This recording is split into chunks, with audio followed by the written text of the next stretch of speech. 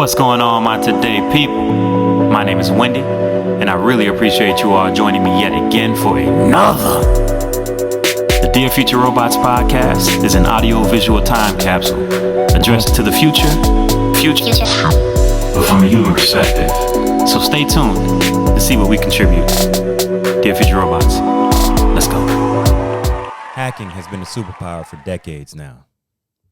If you're a millennial, they showed you what was possible in the 90s when we all watched that Will Smith movie, Enemy of the State.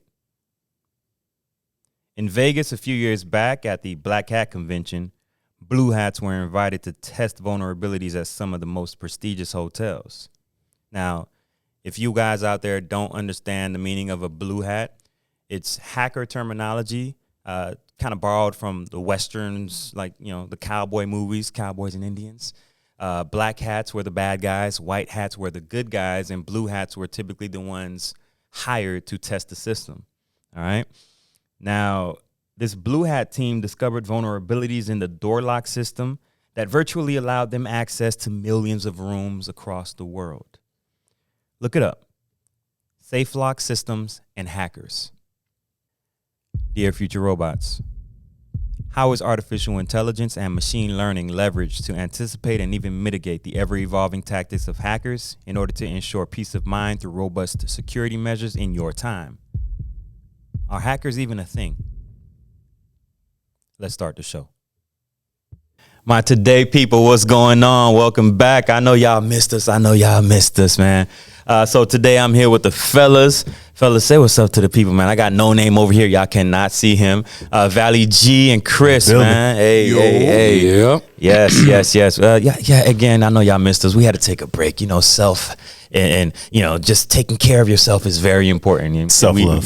Self-love, self-care, all that kind of stuff, man. I know I look a little different, but you know, hey, I had to take it down a little bit, y'all. But half this man's face is gone. I know, right? His face just dropped like 5 pounds. I know, right? Yeah, you know. Nah, he's just trying to disguise himself, man. That's it. Hiding. That's funny. Disguising by taking more off. Is, Yeah, so you look different. Exactly. So exactly. is it like? He's pulling a Diddy. Is it? No. Too soon. No. It's like Is it too soon? He got the male version of how Stella got her groove back. Hey, I guess. It's like I'll take makeover. that. I'll take that, man. I'll take that. But yeah, I like to see my chin every so often. Is that a pause or no Diddy? No. Whoa. No Diddy. Okay. We'll keep it at that. What'd you say? I said you like to see your chin ever so often. Yeah, I know. All right, so today we got a jam-packed show for y'all. I'm actually excited. We pretty much had 2 weeks to build up things to talk about, and in this climate, in this political climate, there's so much to do, man. There's so much to go over. I mean, the news really just makes itself, right? Yeah. But I'm definitely excited to get into it, and we're obviously going to start off with my philosophy. So I just want to let y'all know some feelings may get hurt in this a little bit, I guess. I mean, because we're going to be, as y'all know, we call it how it is. Like, this isn't a show where we hold punches.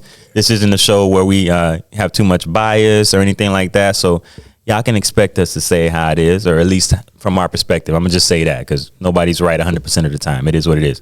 And I'm going to get to you later. I'm going to get to you later, Valle. Week two.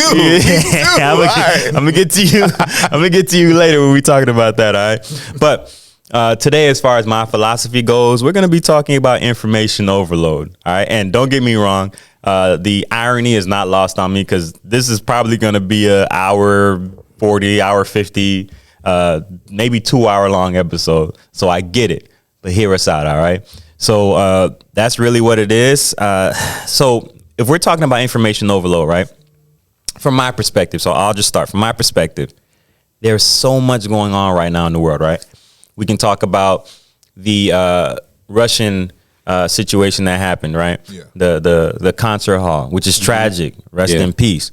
We can talk about Israel and the bombing of the 4 young men. Yeah. I think they were like teenagers or young men. Yeah. We can talk about the bridge collapse. Yeah. You know what I'm saying? Baltimore. And be more.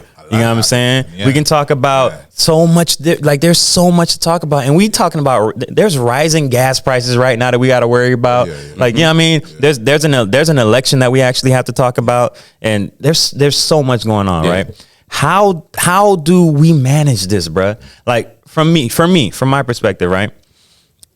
I don't pay attention to local news. Like as far as the let me not say local news, but like the big commercialized news, like the big networks like CNN, I don't pay attention to none of that stuff. If I really want to know more about something, I'm actually looking it up myself.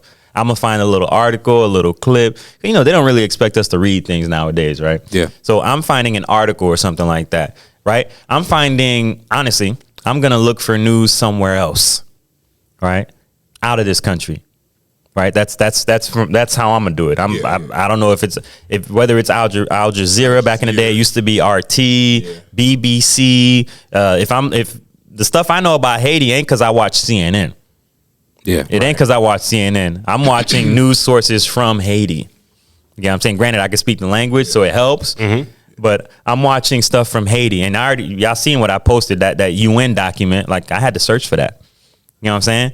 So I just feel like a lot of the issue with this information overload, it's a lot of the BS that's being put out there. Yeah. Like I talked to you guys before we started filming the Putin video, the Vladimir Putin video with him talking about, oh yeah, look, this artifact showing and proving that Jesus is black people. I'm trying to do this for you. Deep fake. None of it was real. Gotcha. None of it was real. You know what I mean? Yeah. And we get stuck with that. You know what I mean? So I have an issue with that because, and another thing that happened recently, right? And I'll just go into this a little bit briefly. We'll talk about it a little later. But Wycleaf Jean was on this other program, Earn Your Leisure. Yeah. Right? Yeah. Multi-million-dollar platform. Fellas you're doing great. Salute to them. But they had him on there spewing nonsense. This is Wycleaf Jean, who attempted to run for president in Haiti. We talked about him, I think, last episode. Yeah, last episode. You know what I'm saying? Yeah. How do you not know what you're talking about? Now, how is that possible? He's not an expert. You know how much he got wrong? Bro, you ran for president in Haiti. You know what I'm saying? Like, you ran for president in Haiti. Yeah. You tried to, at least. You should know the basic facts. One would think, right? Yeah. One thing that was glaring is he talked about CARICOM. CARICOM is like an 8 to 9 nation conglomerate that is used to control the Caribbean, mainly Haiti. It's like the EU for the Caribbean. Bingo. It's like the EU for the Caribbean. Okay. He said, yeah, this thing called CARICOM, it's 8 guys in Jamaica that are running Haiti. I'm like, oh my God, like what? And they're like, yeah, Wyclef, man. Yeah, thanks, man. I didn't know man. See, I'm like, what the hell is going on? But that's normal. You read the comments and these people are like cheering it. I'm like, what But that's normal. That's what, That's unfortunately. horrible. So to your point, you don't watch the local, you know what I mean, news because of that reason. Because of that reason, right? Mm-hmm. You know what I'm saying? So you don't do that because that's the BS that we get. We're not able to get the truth. Mm-hmm. We like you said, Earn Your Leisure. Salute to those guys. They bring him on his platform, and they didn't sit down to do the due diligence of like, is this nigga talking about? No, not at all. Nigga, go back on the stage and fucking go find Lauryn Hill. Shut up and dribble, dog.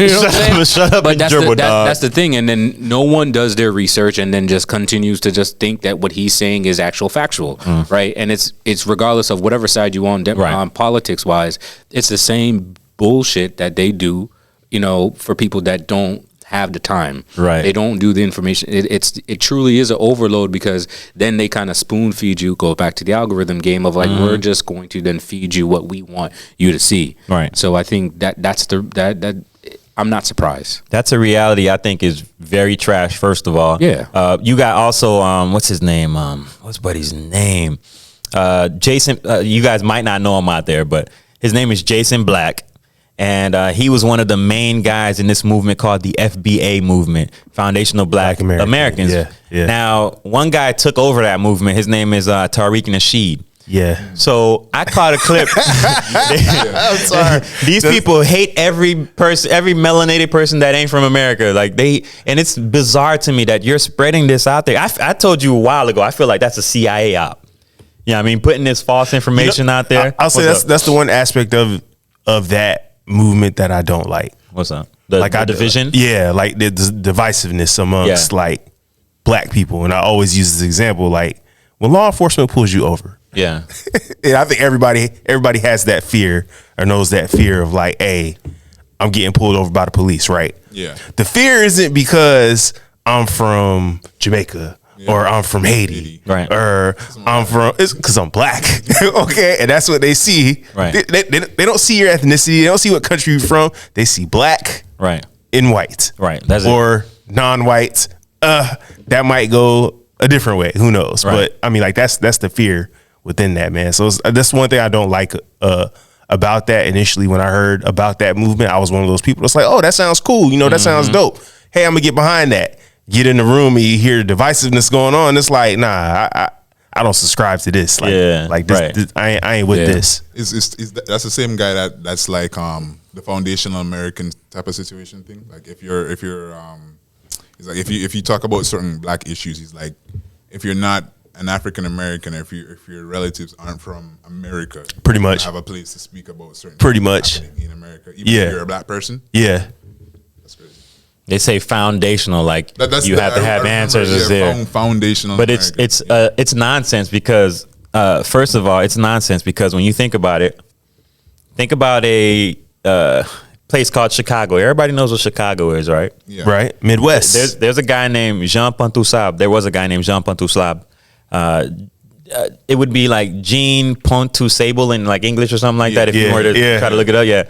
But Jean Pontoussaint is the guy who actually started the colony, founded the colony that would become Chicago. Yeah. Crazy, right? That's the dude that literally came from the place y'all calling Haiti today. Yeah. Yep. You know what I'm saying? Nat Turner, mother was a Haitian. But they call a Haitian. What are you talking about? Even in talking Louisiana, about? you know, like What's more foundational than that? Yeah, that's true. There's essence of Absolutely. Oh yeah, for sure. Absolutely. For sure. So it's like, Absolutely. It's all in the culture. You know what I mean? Bro, Yeah. not only that, but when you talk about Louisiana, if it wasn't for those people that y'all calling old tethers, like the FBA be saying and all that kind of stuff, there would be no America this size. yeah. You get what I'm saying? There would be because of the Louisiana Purchase caused by those Africans. Yeah. What's more foundational than that, bro? You know, people like him kind of reminds me of that Rustin quote. You know, when he's like, when we tell such lies and when we believe such lies, we do the work of our oppressors by oppressing ourselves. You know, so it's like he's one of the people like that. No, say that again. That quote. When we tell such lies and we start to believe those type of lies, we do the work of our oppressors by oppressing ourselves. Okay, That's true. You know? Right. So it's like people like him, you know, instead of white people don't got to worry about doing anything at all. You know what I'm saying? Because you got people like him doing it all For them. You know, Yeah. so Right. it's kind of crazy, man. Right. Like, it's your own people, really. That, you know, all of this comes from. Here's the tricky part too. I don't think people realize, right? When you think about the FBI, right? Back in the day, the head of the FBI, who's been there since the early 1900s, right? The early 20th century. J. Edgar Hoover, that guy.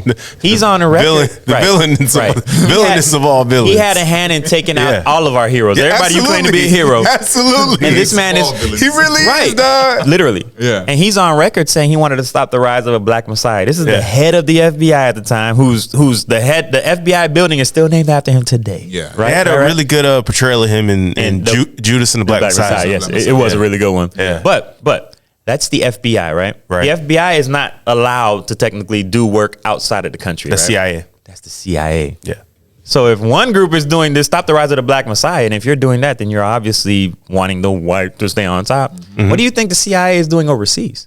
What do you think everything Maintaining they do that. overseas is for? To maintain that. Yeah. You know what I'm saying? Yeah. Whether you're a president in Haiti that's trying to do something for your people in the 90s, CIA backed the rebels coming out of DR trying to cut your head off, dislocate your head from your body. Yeah. You get what I'm saying? Yeah. Like, they don't want, like, the notion of any other group of people rising is a problem. It's a problem. Any other group of people doing well is a problem. Any other system that puts yours to shame doing well is a problem.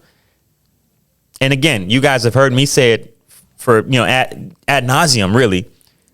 I'm optimistic because I think it's going to change. I really do. I want to be a part of what's going to make America great. For real. You know what I mean? Y'all thought I was going to say great again, right? Y'all thought I got you. I got you. Slightly inappropriate. What up? Go ahead, bro. But I feel like there's enough interracial relationships going on that it's going to kind of work itself out anyway. No, it will. But they say 20, 43. Like in a sense, like all you racist grandparents are gonna be grandparents to mixed babies. Like Right. you really ain't gonna have a choice. You're gonna die, wither away, and your racially ambiguous kids are going to continue to procreate with other racially ambiguous people. Right. And I love it. you know, as the world turns. I love it. Man, by 2035, they say that 2035, okay. we should have a good amount. A brown skinned African looking Manhattan. There's no way to stop it. Yeah. And y'all have heard me say in the past Change where is coming whether you like period, it or not. whether you like it or not. I love it. And, I say that because Dick is being slain out here, man. yo, I guess. I mean, that's not a no Diddy, is it? Like, that's not a no Diddy. Okay. Depends on how you slice it. No, man. But no, I'm very excited about that. And y'all have heard me say in the past, man, one of the easiest ways to get over this, like, this overload of incorrect information or BS, right? Just, inundating you with all this and you just throw your hands up. Yeah.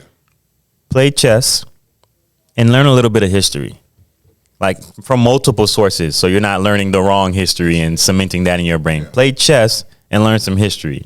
That's in that order. Like, you know what I mean? That's serious. So when they spew the BS at you, you know enough history to be like, okay, this happened around this time. And this doesn't make sense. It don't fit in with this time frame that I already been studying. I know about. Yeah. So they can't get the BS value. It's kind of like how do you cure hate with love? How do you cure misinformation with good Information, yeah. Like decent information, and actually spending time to do your own research to make sure that what you're hearing is the right thing. you Right. know? Community notes. Yeah. Yeah. Like that's a form of, hey, we come around and we help eliminate disinformation.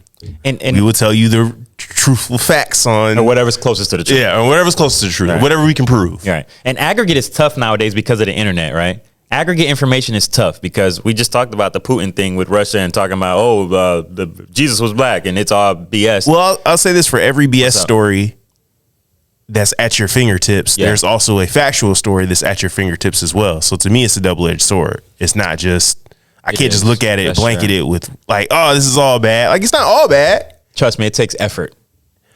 It takes a It's little still effort. there. You know what? It It's takes less effort today than it did 40 years ago. That's true. That is true. I can't disagree with that. Yeah, I think, that is yeah, absolutely right. That is Definitely. Like TikTok, for instance, which shout out to TikTok. I hope y'all make it. As much as so right, I still kind of hate. What? Not hate in the sense of like I hate the platform. I just hate it because I think it's annoying. You think That's TikTok? it. You Yeah, I think think- the dancing on TikTok? Yeah, is I think They that don't aspect's dance annoying. anymore, But though. They don't dance no more? I don't think so. Somebody out there still doing it. But with that being said, I think TikTok is also still useful and beneficial too. Like Absolutely. one of the stories I learned on TikTok. I'm not on TikTok, but obviously TikTok gets funneled into other social media platforms. Right. Was like the history of Hennessy and what Hennessy had done to help Black America, and how Hennessy had was like one of the first companies to really endorse promoting Black people.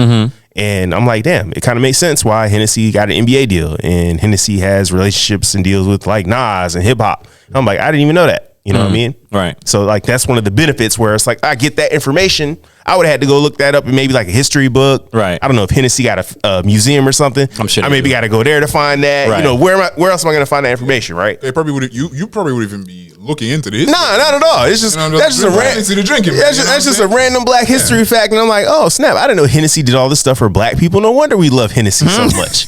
You know what I mean? Next time you pouring it up, you're like, hey, did you know? right. Talking point. And talk about a double-edged sword with just the levels of alcoholism in our community. So it's very, you know what I mean? Yeah. Look at this nigga trying to be a Debbie Downer. I'm just saying. Like we lifting up the black drink. Just saying. Like calm the fuck down, man. Don't, you know what I mean? You know what I mean? go. Hey, we ain't even, wait till we get to scrap metal media. Wait till we get to scrap metal. We're going to talk about Diageo a little bit. We're going to talk about Diageo. You know what I mean?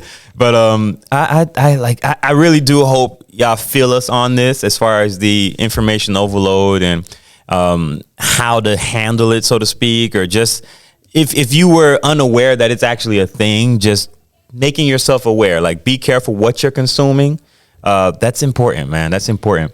But if y'all ain't got nothing else, man, I actually really want to get to scrap metal media. We got a lot to talk about, and yeah, that's really it for my philosophy. If y'all cool, man. Yeah. No All doubt. right.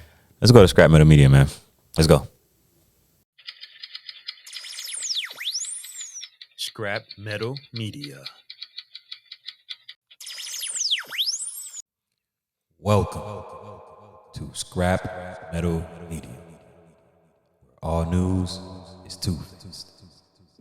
Take it away. All right, fellas. Take these off. We got a lot to talk about in Scrap Metal Media today, bro. We got a lot to talk about, man. Yes, for real. There's a lot going on in our world, bro. Like I told y'all in my philosophy, I was excited for this Scrap Metal Media. 2 weeks off almost, or a week off would do that. You know what I mean? Yeah. Things just start to pile up. Gives you a lot to think about. sure. Yeah. Recharge, yes, was great. It gives the world a lot, to make happen. Right. Gives it a lot of time to feed us bullshit. with bingo. There you go. Especially from you said it before. people in the comments. Hold on. You throwing shots already? You know what? No, hold on. Let me. You throwing shots? Is this a no names beef? Is this a no names beef? So No names beef, everybody. No names beef. Okay, so Yeah, I'm just just gonna, himself. hold on. I prepared something. Yes, I yes, prepared go something. ahead. Let me Prepared a statement. I prepared a statement. Oh so Lord. What's up, man? I, NoName, would Lord. like to apologize. Okay. I would like to apologize to all the fuckboy people out there. Right? Y'all stupid motherfuckers think I care what y'all say. Oh man, that's fair. Right? That's fair. I have an opinion. That's fair. Y'all don't have to agree with it. Yeah. You know what? It's fucking whatever. He got a point. You know what I'm saying? So y'all don't like the take of how that affect the price of rice. Right? So to be clear, what I was saying was, hey, as a society, as not black people, we tend to spend time on things that I feel, in my peer review, that we shouldn't be doing. Yeah. That's fair. Right? I use the example of, hey, we spend a lot of time and we are not up yet. Right? And you guys were talking about, it's always about money with no name. That's hilarious. The capitalist. So, yeah. So what I really, let me dive a little bit deeper. If you guys weren't reading Please, through feel the free. lines, you know what I'm saying? Yes. What that is, hey, we as a society, we're spending time to, yes, that project is great. I'm not gonna, the project, we want to go back, we want to find our ancestors, we want to do all of this. If you don't know what I'm talking about whatever the fuck that shit name. The 10 million. Who gives a fuck? Right. So I'm gonna let you shoot, bro. I'm gonna let you shoot. I don't want no parts. Right. Shoot, so please. whatever the hell that is, right? Yeah, go ahead, bro. Right. What I was saying is, like, out of everything that we're doing as a society to move forward, right, we still have systemic racism that we're still fighting. We still have these other different things of, hey, we don't have a good candidate to put in the White House. No one in this room thinks that the two people that are currently running thinks that we should be there. We should spend time of going out to vote and understanding who we are putting into office, the ones that really have the power. So that's what I mean by that. We're spending our time. I understand we're trying to look at our history, but I think we spend a lot of time looking backwards than trying to look forward and trying to push ourselves forward, right? Trying to move, trying to do these type of things. You might not agree. That's your fucking problem. Right? You might not. My dog was pondering. You might not like, oh man, he's fucking wrong. This motherfucker no name, show your face. Fuck you. You dig? You know what I'm saying? It's up and it's fucking stuck. Oh, you understand what I'm saying? So like, I don't even want to hear that say bullshit. purple devil emoji. Like, you know what I mean?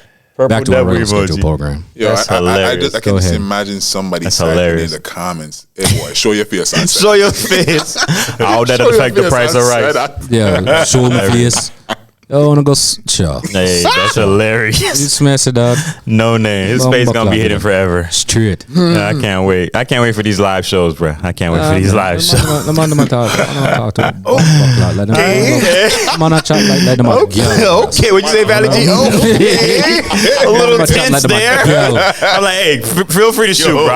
Hey, go ahead and shoot, bro. My hands are up, all right? Easy, my brother. My hands are up. Yes, yes. Easy. Calm. Touch the nerve there, huh? I know.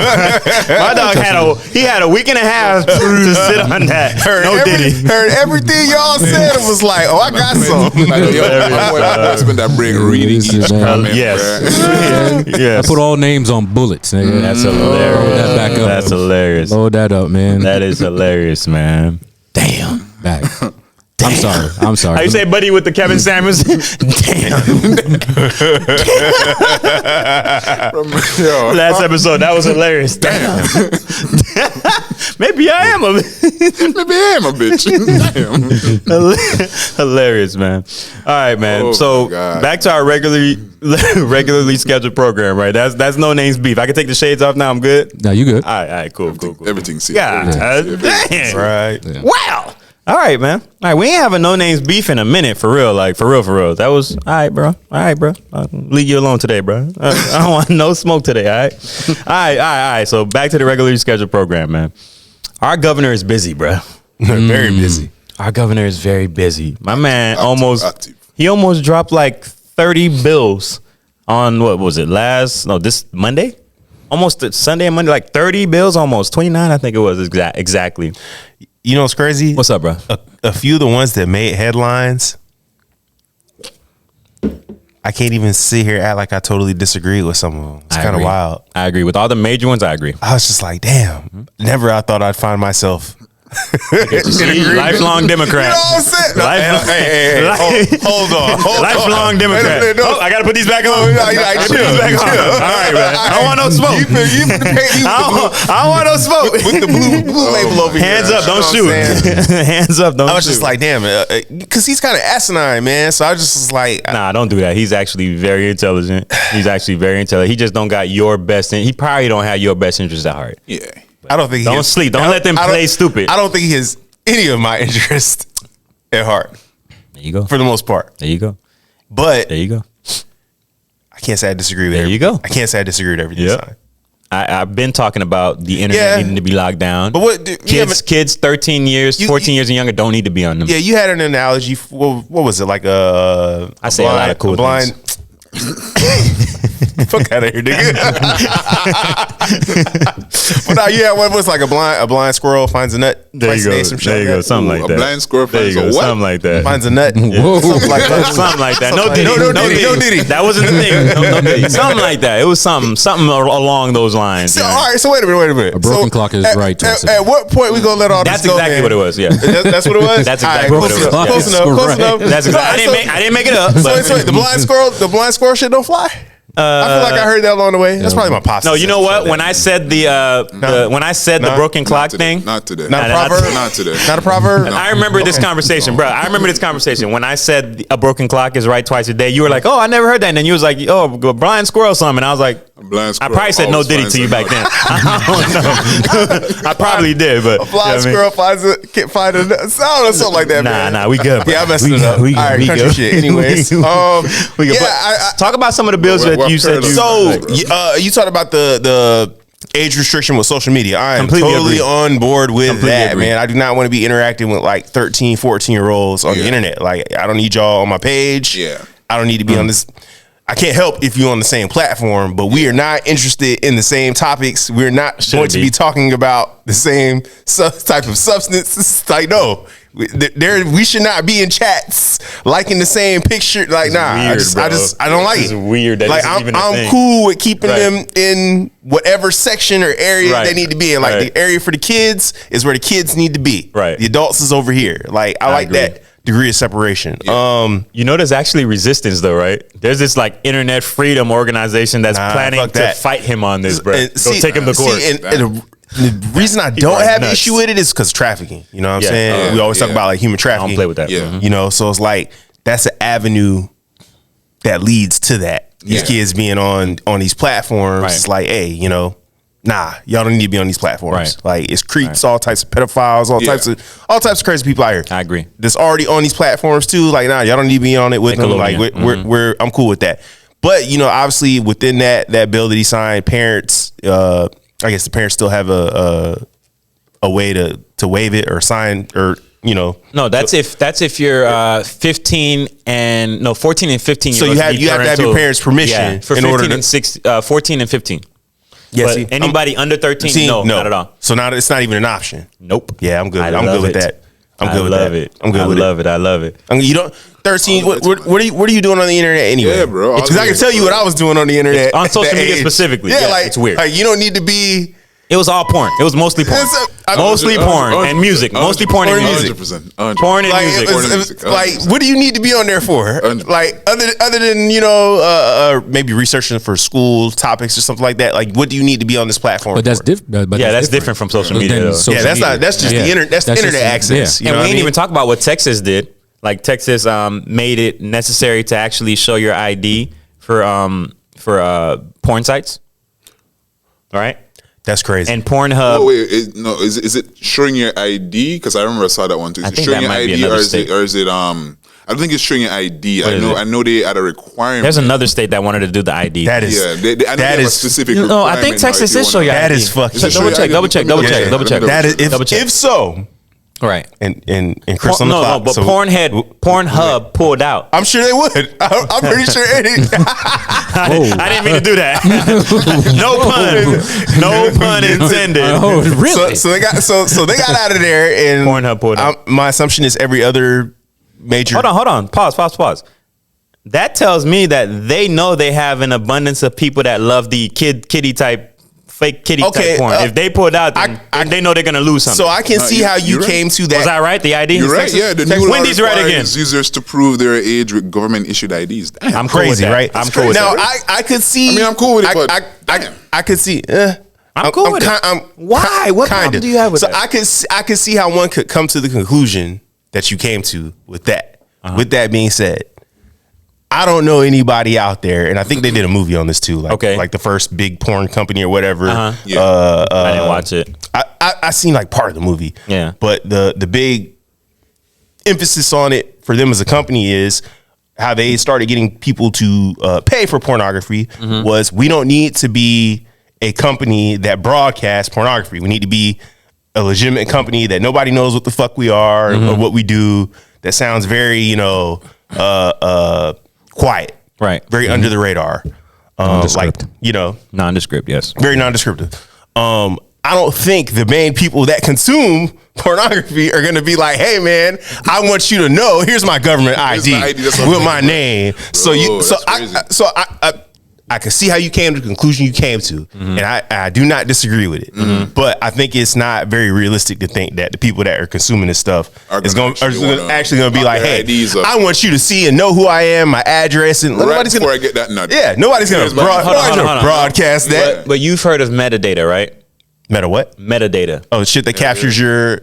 No, metadata is like fragments of information, and it's key things would alarm a system.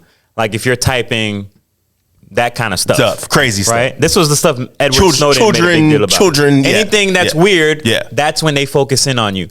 Yeah, you got to put your ID in, but they're not tracking exactly. Somebody ain't in the room. Like, look at this weirdo. Hey, come on, look at this weirdo. He likes this. Look at this midget porn. Like, no, they're not doing that. That's the scare tactic. Oh yeah, they're gonna watch exactly. No. He said midget. If you're on stuff that's illegal and stuff you're not supposed to be on, and you're typing certain things in, that might have somebody on your radar. That might trip an alarm or something. Absolutely. You know what I'm saying? It makes it easier for them to find you now too. Right. If your alarm is stripped and they keep this guy keeps searching for this shit. Yeah. And we have his ID too. You know what I'm trying to say? There's correlations between what you're watching and pedophiles. There's actually correlations between sexual deviance and what you're watching. I don't doubt There's that. correlations. Yeah. Like there's people, I'm not one of them, but there's people that study it.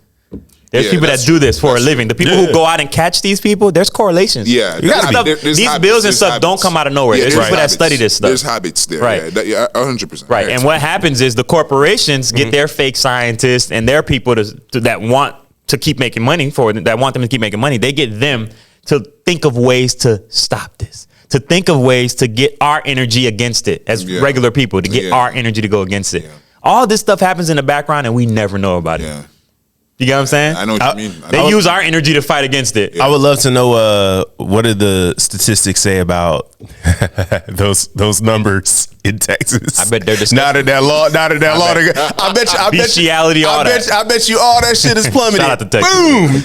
Like, hey, we ain't making no money in this state. Remember, it's for Pornhub. It's for Pornhub. That Pornhub specifically was trying to put. Pornhub's one of the largest. Yeah, absolutely, right. They thought they had enough clout to cause like people to go into an uproar. They forgot they were a porn site. You think people are gonna be like, yeah, free Pornhub? No, it ain't like y'all ain't TikTok. If Pornhub if Pornhub is putting on that kind of restriction, then shit.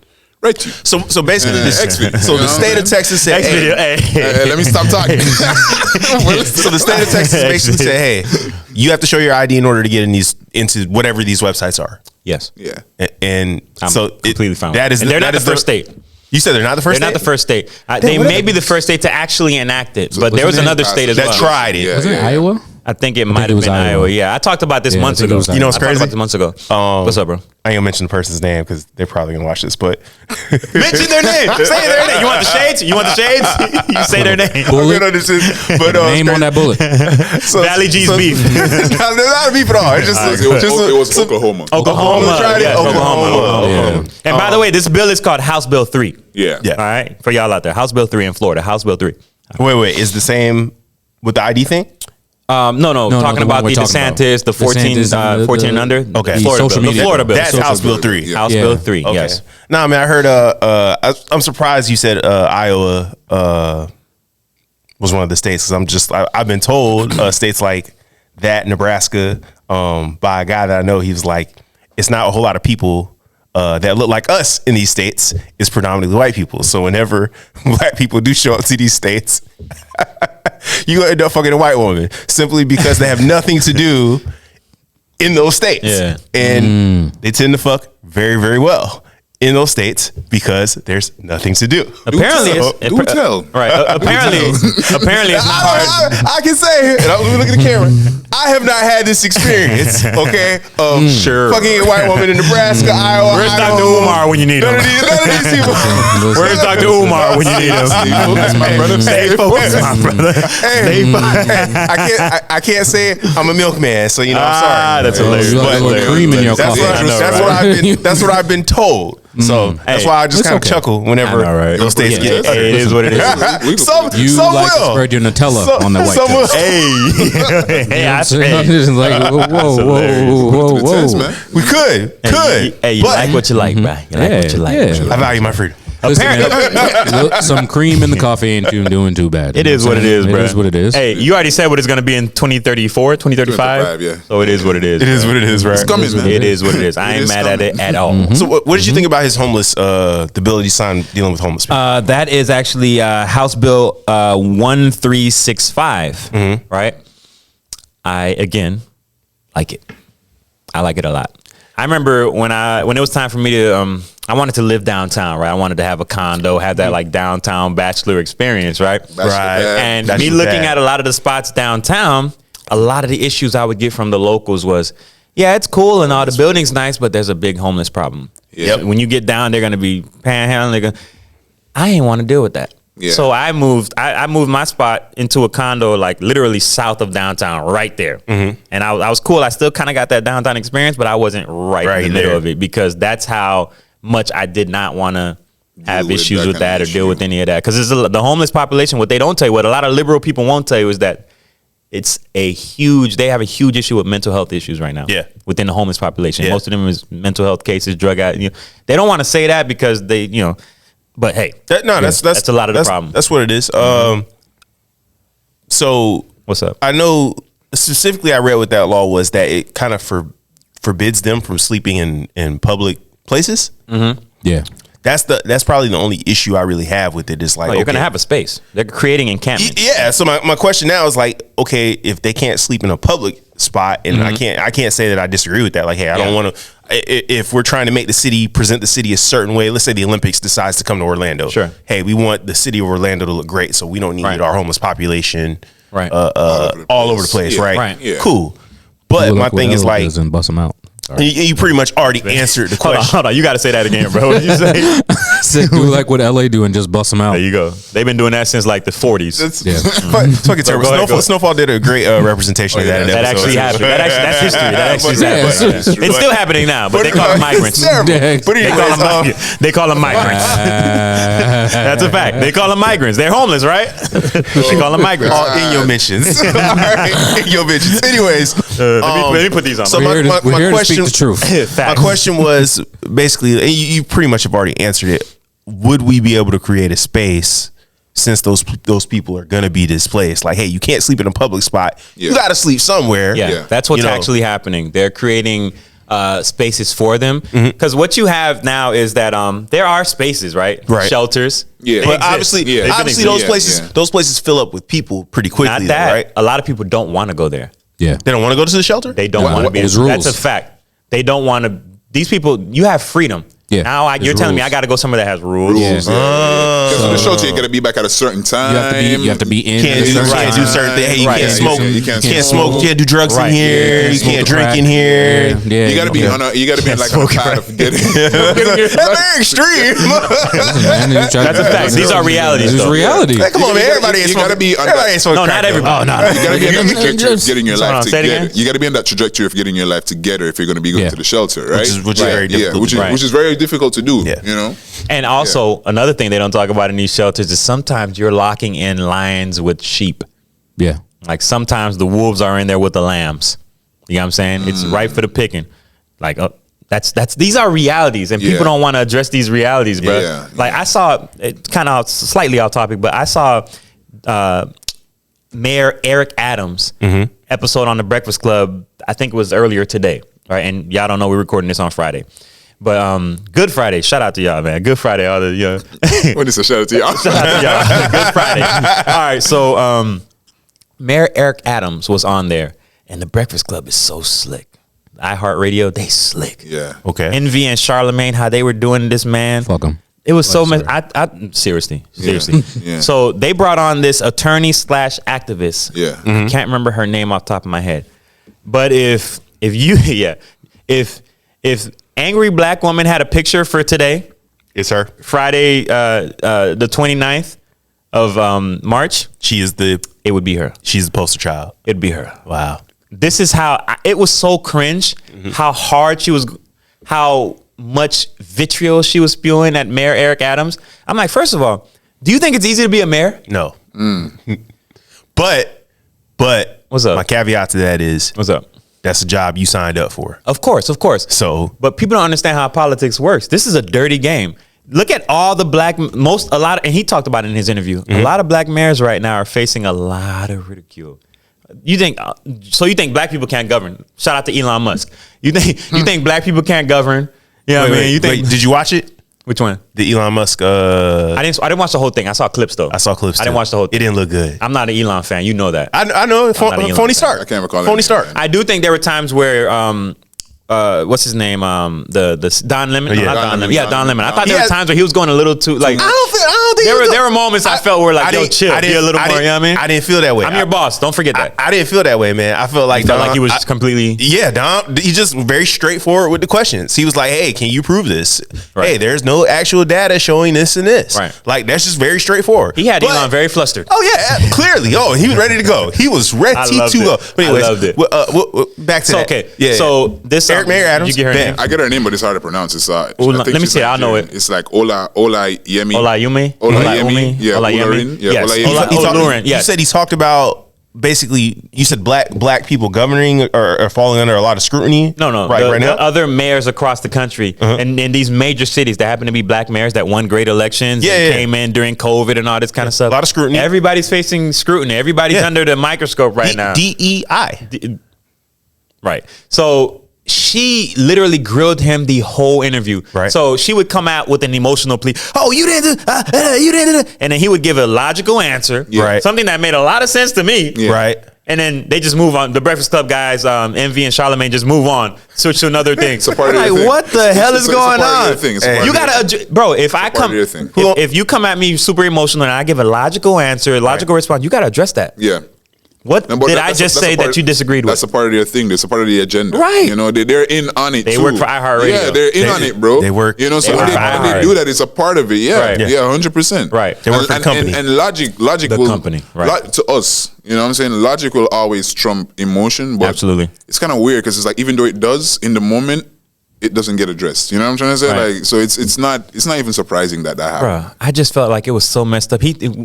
What made me remember that is the talk about the homeless situation, right? He's talking about crime. Right now, a lot of mental health. People are getting pushed on subways. That's happening at least a few times a month right now. Yeah, people are dying. It's happening, happening a lot. Recently too, yeah. So they're getting at him for the crime, but in literally the same breath, they're getting at him for the increased police presence, especially in the subway. So damn, Which one do you want? I'm damned if I do, and I'm Damned damned if I don't. damned if I don't. Yeah. People are complaining about like homeless people sleeping on their stoops.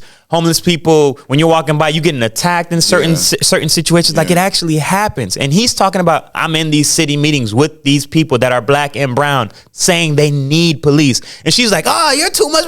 I'm like, what the heck? We in the twilight zone, bro. We in the twilight zone. And instead of Charlamagne and them saying, what do you want him to do? Yeah. You know what I'm saying? Like, they're not saying that. Saying that. Yeah. First of all, I hope I don't get a lot of hate for this, but y'all already know I am the no bias man. I stand on what I say, and it's very measured. I believe black women right now in this country are being used to tear down black men. 100%. You said right now? Right now. Past few years, I believe black women have been elevated to a position to help tear down black men. Let's Please. Can we bring it back real quick? We can open it up. We can peel the onion. I don't know how deep you trying to go. You know what's so powerful about what you just said? What's up, bro? They're being used right now. It's true because I had literally had this conversation last week, up? and I was saying that you got to understand what's at play here.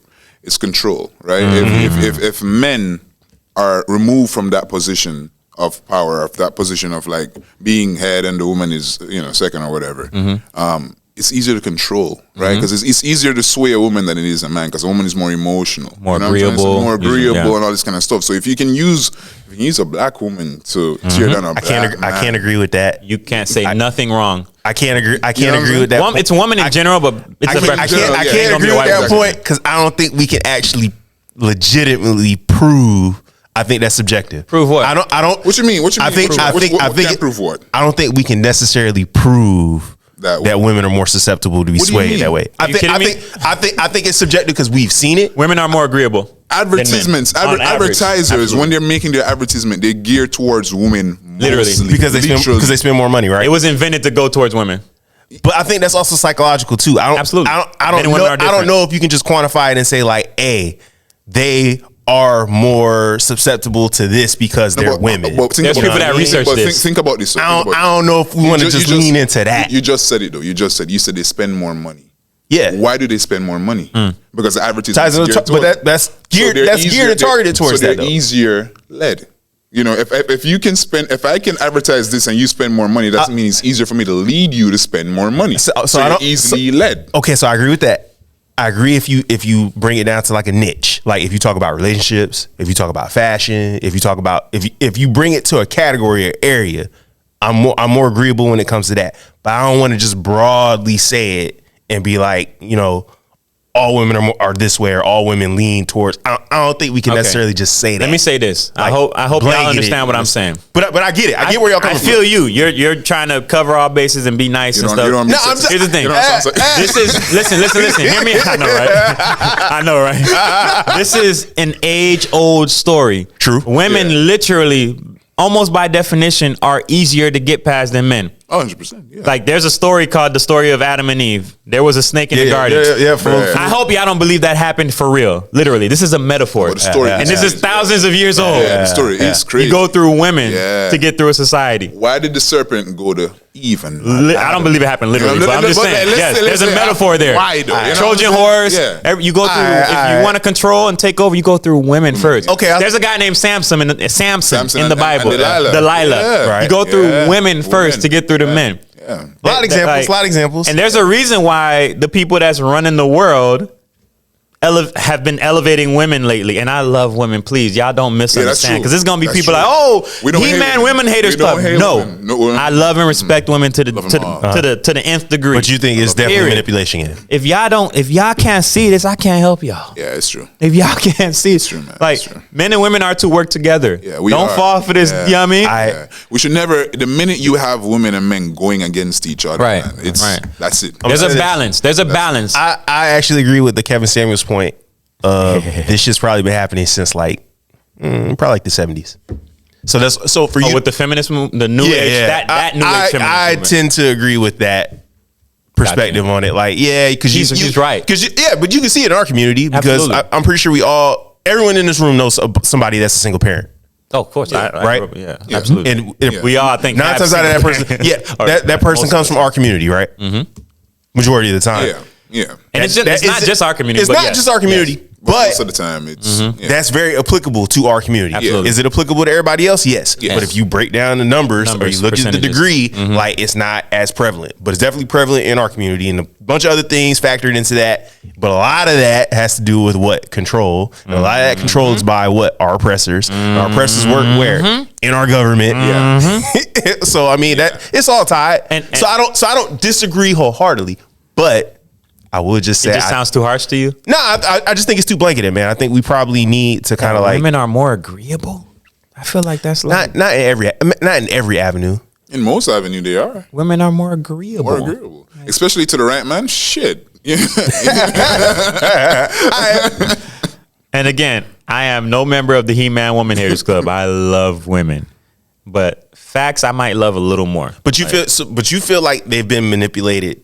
We're all so manipulated. Don't lately? get me wrong. We're all manipulated. But all I'm saying is a tactic is elevating women above men, especially black men. Yeah. That's a tactic that's being It's used. just a competition. it's between multifaceted. So yeah, that's it. I agree. It's obvious. I agree with that. It's Yeah. a tactic being used. Absolutely. And as The vision. You've seen it a lot vision. within probably the last 8 years, in my opinion. Like within both administrations. Right. That's what's being pushed. Yeah. But man, like it's a catch-22 because it's still a good thing. But What do you mean it's a good thing? Like you elevating still, women? Yeah, elevating Yeah, women. it's a great thing. Of It's a great course. thing. It's Yeah, still of a good course. thing. You just got to know where you're being used and where you're not. Not being You got to used. understand. But I mean, like, we in a system where you either get pimped or you do the pimping. Like, that's it. Iceberg Slim, he was the coldest cat. Okay. Like, that's our system. You either get pimped or you do the pimping. That's the current And a lot. system. I'm Current just telling system, you. And the U.S. military is the same thing. You ask anybody that's in the military, majority of the time, that's what they're gonna tell you. All right, man, this military, either you pimping or you get pimped. Right. Like, you use the military for your benefit, get everything you need out of it, Or they're gonna use you. or they're gonna use you. Yeah. I see. So, like, I see. I mean, as people, when we decide to play this game, like, Mayor Eric Adams, Adams, like, Shout out to him. He had a great interview, by the way. Great interview. Great job keeping you cool. Great I don't job. agree bro. with how he's like been mayor for New York. Why don't you agree? First of all, why don't you agree? I want to hear this. Like any person, I think he's probably made some mistakes, man. Who doesn't? Yeah, I think it's fair, Like, but it's also fair to have criticism too. And you know what I mean? You're right. And by the way, let me just because I always love to have us just put the hat on right quick or try to walk in the shoes. You're in a leadership position at your job, Right. How easy is it? Does everybody love you? No, Okay. I don't want to be loved though, and I knew what I signed up for, which is why I embrace Right. the criticism. In no way am I trying to say like, hey, he's Same thing for him. I'm not saying he's a terrible mayor or anything like Right, that. right, I'm just saying like, that's still a difficult job. Very difficult. But you still signed up for it. True. So like, you don't get to use you don't get to complain. All Like, I I'm want- sorry, all I want people to understand- we don't care if you think it's so hard and these decisions are tough. Guess what, motherfucker, go work a different job. And he didn't do that. I don't want to characterize No, it I'm as not he saying- did I'm that. not saying he did. He did not do that. He was as stoic as he can be, considering what he was facing. Like this I'm like, damn, did he like date your auntie or something? Did he like steal your lunch money? Like what happened? I was like, why is she so like? Y'all got beef outside of She this. she was so y'all gonna watch the clip. Yeah, I'll check it out. She was extra. I'm like, How long was his interview with the Breakfast Club? Like an hour? about 45 minutes. Yeah, Close to usually about 40 minutes. She 40 was minutes to an hour. extreme, bro. Like it was cringeworthy. She was I'm watching coming like, at But it. he was, damn. I know in his history, what was he like? He was a former what? He's pro-police. chief He is or pro-police. law enforcement. He is pro police, and she's a liberal clearly. So they don't like that. Yeah, they're gonna butt heads. I mean, who Right. owns iHeart? There you go. There you Are go. they Jewish? There you go. Stop. There you go. I don't know if they are. But Just kidding. The money that they, that's probably Zionist or whatever they call it. You know what I mean? You know what I mean? I don't think I'm gonna bleep that. All right. So it is what it is. So that was we went around with that bill, man. 1365, House Bill 1365. But I felt like that required an actual in-depth conversation, a deep dive, so to speak. Mm-hmm. And that's an issue with a lot of these when we talking about the radio show and the 45-minute interview. You ain't gonna get to everything, bruh. Yeah, you should have went on a podcast. Yeah, don't do the Breakfast Club. But a lot of people listen to the Breakfast Club. Yeah, that's true. So it might be in his best interest, even if it's only 40, 45 minutes to go and do the Breakfast Club. Yeah. But their owners, their bosses have a narrative. Absolutely. And it was clear. Yeah. It was clear. Watching that interview, it was very clear. So you feel like they were against like it was like a setup, like, hey, we come in here to set him up and push our narrative that he's not a good mayor. I don't think he expected he's the opposition. That. But I don't think they expected. I don't think he expected. They have that. Conversations before the interview and say where they're trying to make it go, this and that, and the third. This is what I don't want you to touch. This is what it's like when not giving him an opportunity, or better I say, when she says something and he addresses it and not diving into what he's addressing, speaks to their narrative. That's it. I think it's slick. They're not gonna push it in his face, but once he addresses a problem, let's not even get into that. Let's just keep it moving. And again, for me, I'm gonna just say this again. My big issue with it was the fact that if you make an accusation, if you spew an accusation towards me, or something you heard in the media, which you should not trust corporate run media. I'm trying to please do not trust corporate. If the media has a commercial, don't trust them. Come on, you asking Americans to do something they've been doing. Please, just listen to me. Trust me, I know what I'm talking about. You know what I'm saying? Since at least the 1920s, dog. I know what I'm talking about. we not saying you don't. Don't trust corporate. If they got a commercial, don't believe what they say. CNN, all these, don't trust them. You telling me I can't trust Jake from State Farm? Don't. That's what I'm saying, bro. He of course I'm just trying to tell you. Read, do your own research. They're not like a good neighbor. I'm just saying. Y'all fellas, y'all know me long enough, so y'all should know this. If your news show has a commercial, it's run by a corporation. Yes. That corporation is run by a person, a family, a board, or whatever, publicly traded, whatever. They have an opinion. Right. They have, whether it's pharmaceuticals, whether it's the agriculture or whatever, they want more money. So whatever narrative that they're gonna push, whatever they want talked about, and whatever they don't want talked about, it's with the objective of money. Their will be done. Yeah. So you're watching this, not realizing you're getting brainwashed by you said it earlier, the oppressor. I know we got AC right now. We're broadcasting. We got nice things on. We're still oppressed. Yeah. You know what I mean? And I don't get me wrong, I love this country. Levels. But I want to make, there's levels. Yeah. I want to make it better. I want to help make it better. Are we oppressed? Absolutely. Absolutely. Are we the most oppressed people on the planet? Absolutely not. No, absolutely Historically, not. maybe. No, not maybe. That ain't a maybe. You don't think anybody... Since the times of the biblical Jesus. That the stories they talking about in the Bible, that's about people that look like you and me. Yeah. Oh yeah. I never doubt. Never doubted that. Yeah, they just those stories were stolen. Yeah. They painted the Book of Clarence, bro. Yeah. Book of Clarence. Schopenhauer when he's talking about a bleach one. Schopenhauer. Y'all did our research. Check it out. Yeah. That those stories. I still haven't seen that. You need to check it out, man. I forgot about it. It's a great movie. Book of Clarence. Great movie. Entertaining. I still haven't seen it. So entertaining. Those stories are about us. Those stories are about us. When they talk about literally in the Bible being crucified, when they talk specifically Jesus, for my Bible thumpers out there, people who have read the Bible, I know it's a little bit of y'all, but when they talk about Jesus was crucified, but when they talk about how he died, he was hung on a tree. Yeah, that's biblical. Yeah. Right, but we have the image of he's like this on a no. But no, when they say hung on a tree, aren't they like, because the wood is made from the tree? So you're supposed to take the Bible literally. When you say hung from a tree, you mean lynched? You mean the thing that happened to black people for I don't know how many years? Well, we weren't considered black people back then. Negroes. Hebrews Negro. The nail to the cross, though. And being just kidding. The people who was writing this wasn't there. The crucifixion. People who was writing this wasn't there. Crucifixion was like saying, wasn't that like a Roman, the highest form of Roman punishment? Bingo. So crucifixion is like saying death penalty.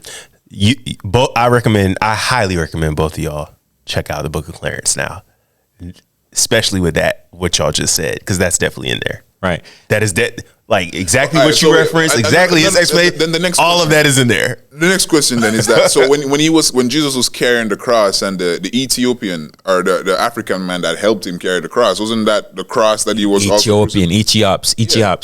Wasn't that the cross that he was crucified onto? First of all, you got to say that you believe exactly what they said.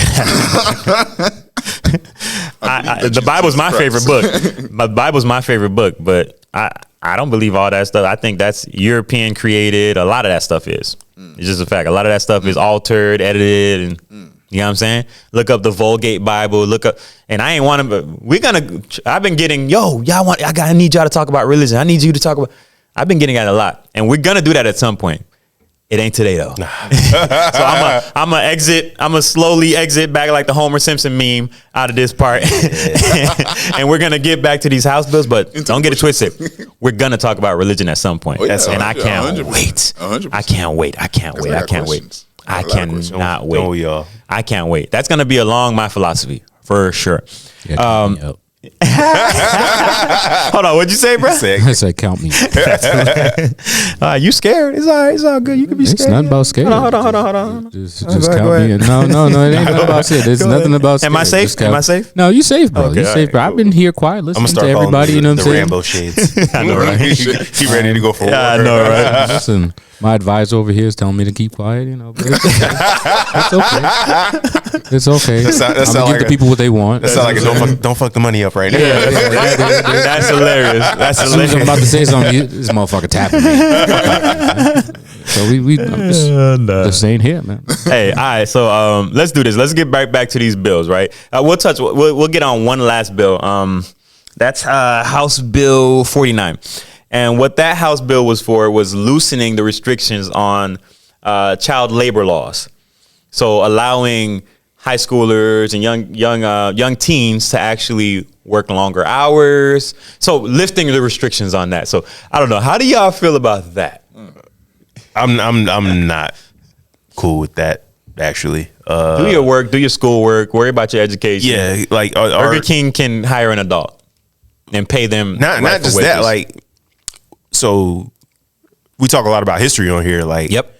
the history of child labor laws shows that when this shit is not regulated or is unsupervised or not managed properly, kids not only get hurt, they die, and all kinds of other atrocities happen. That's like 10 episodes ago or something. I talked about that. Right. So it's just like, I'm not cool with it. And we're not the only state that's dialing it back. No, not at all. Especially that I know of. And it appears that a lot of red states are seeming to do this, which is kind of wild to me because that's the party that talks about like family the most and we need to save our youth and our kids, but are That's like the brainwashing. Yeah, right. Quickly to throw them to fucking work in factories and plants and like places that they probably shouldn't be working. So it's just, I rock with it, but Well, they both have corporate masters. It's just that, like I said, I think I said this before. If you guys haven't heard it, two wings on the same bird of prey.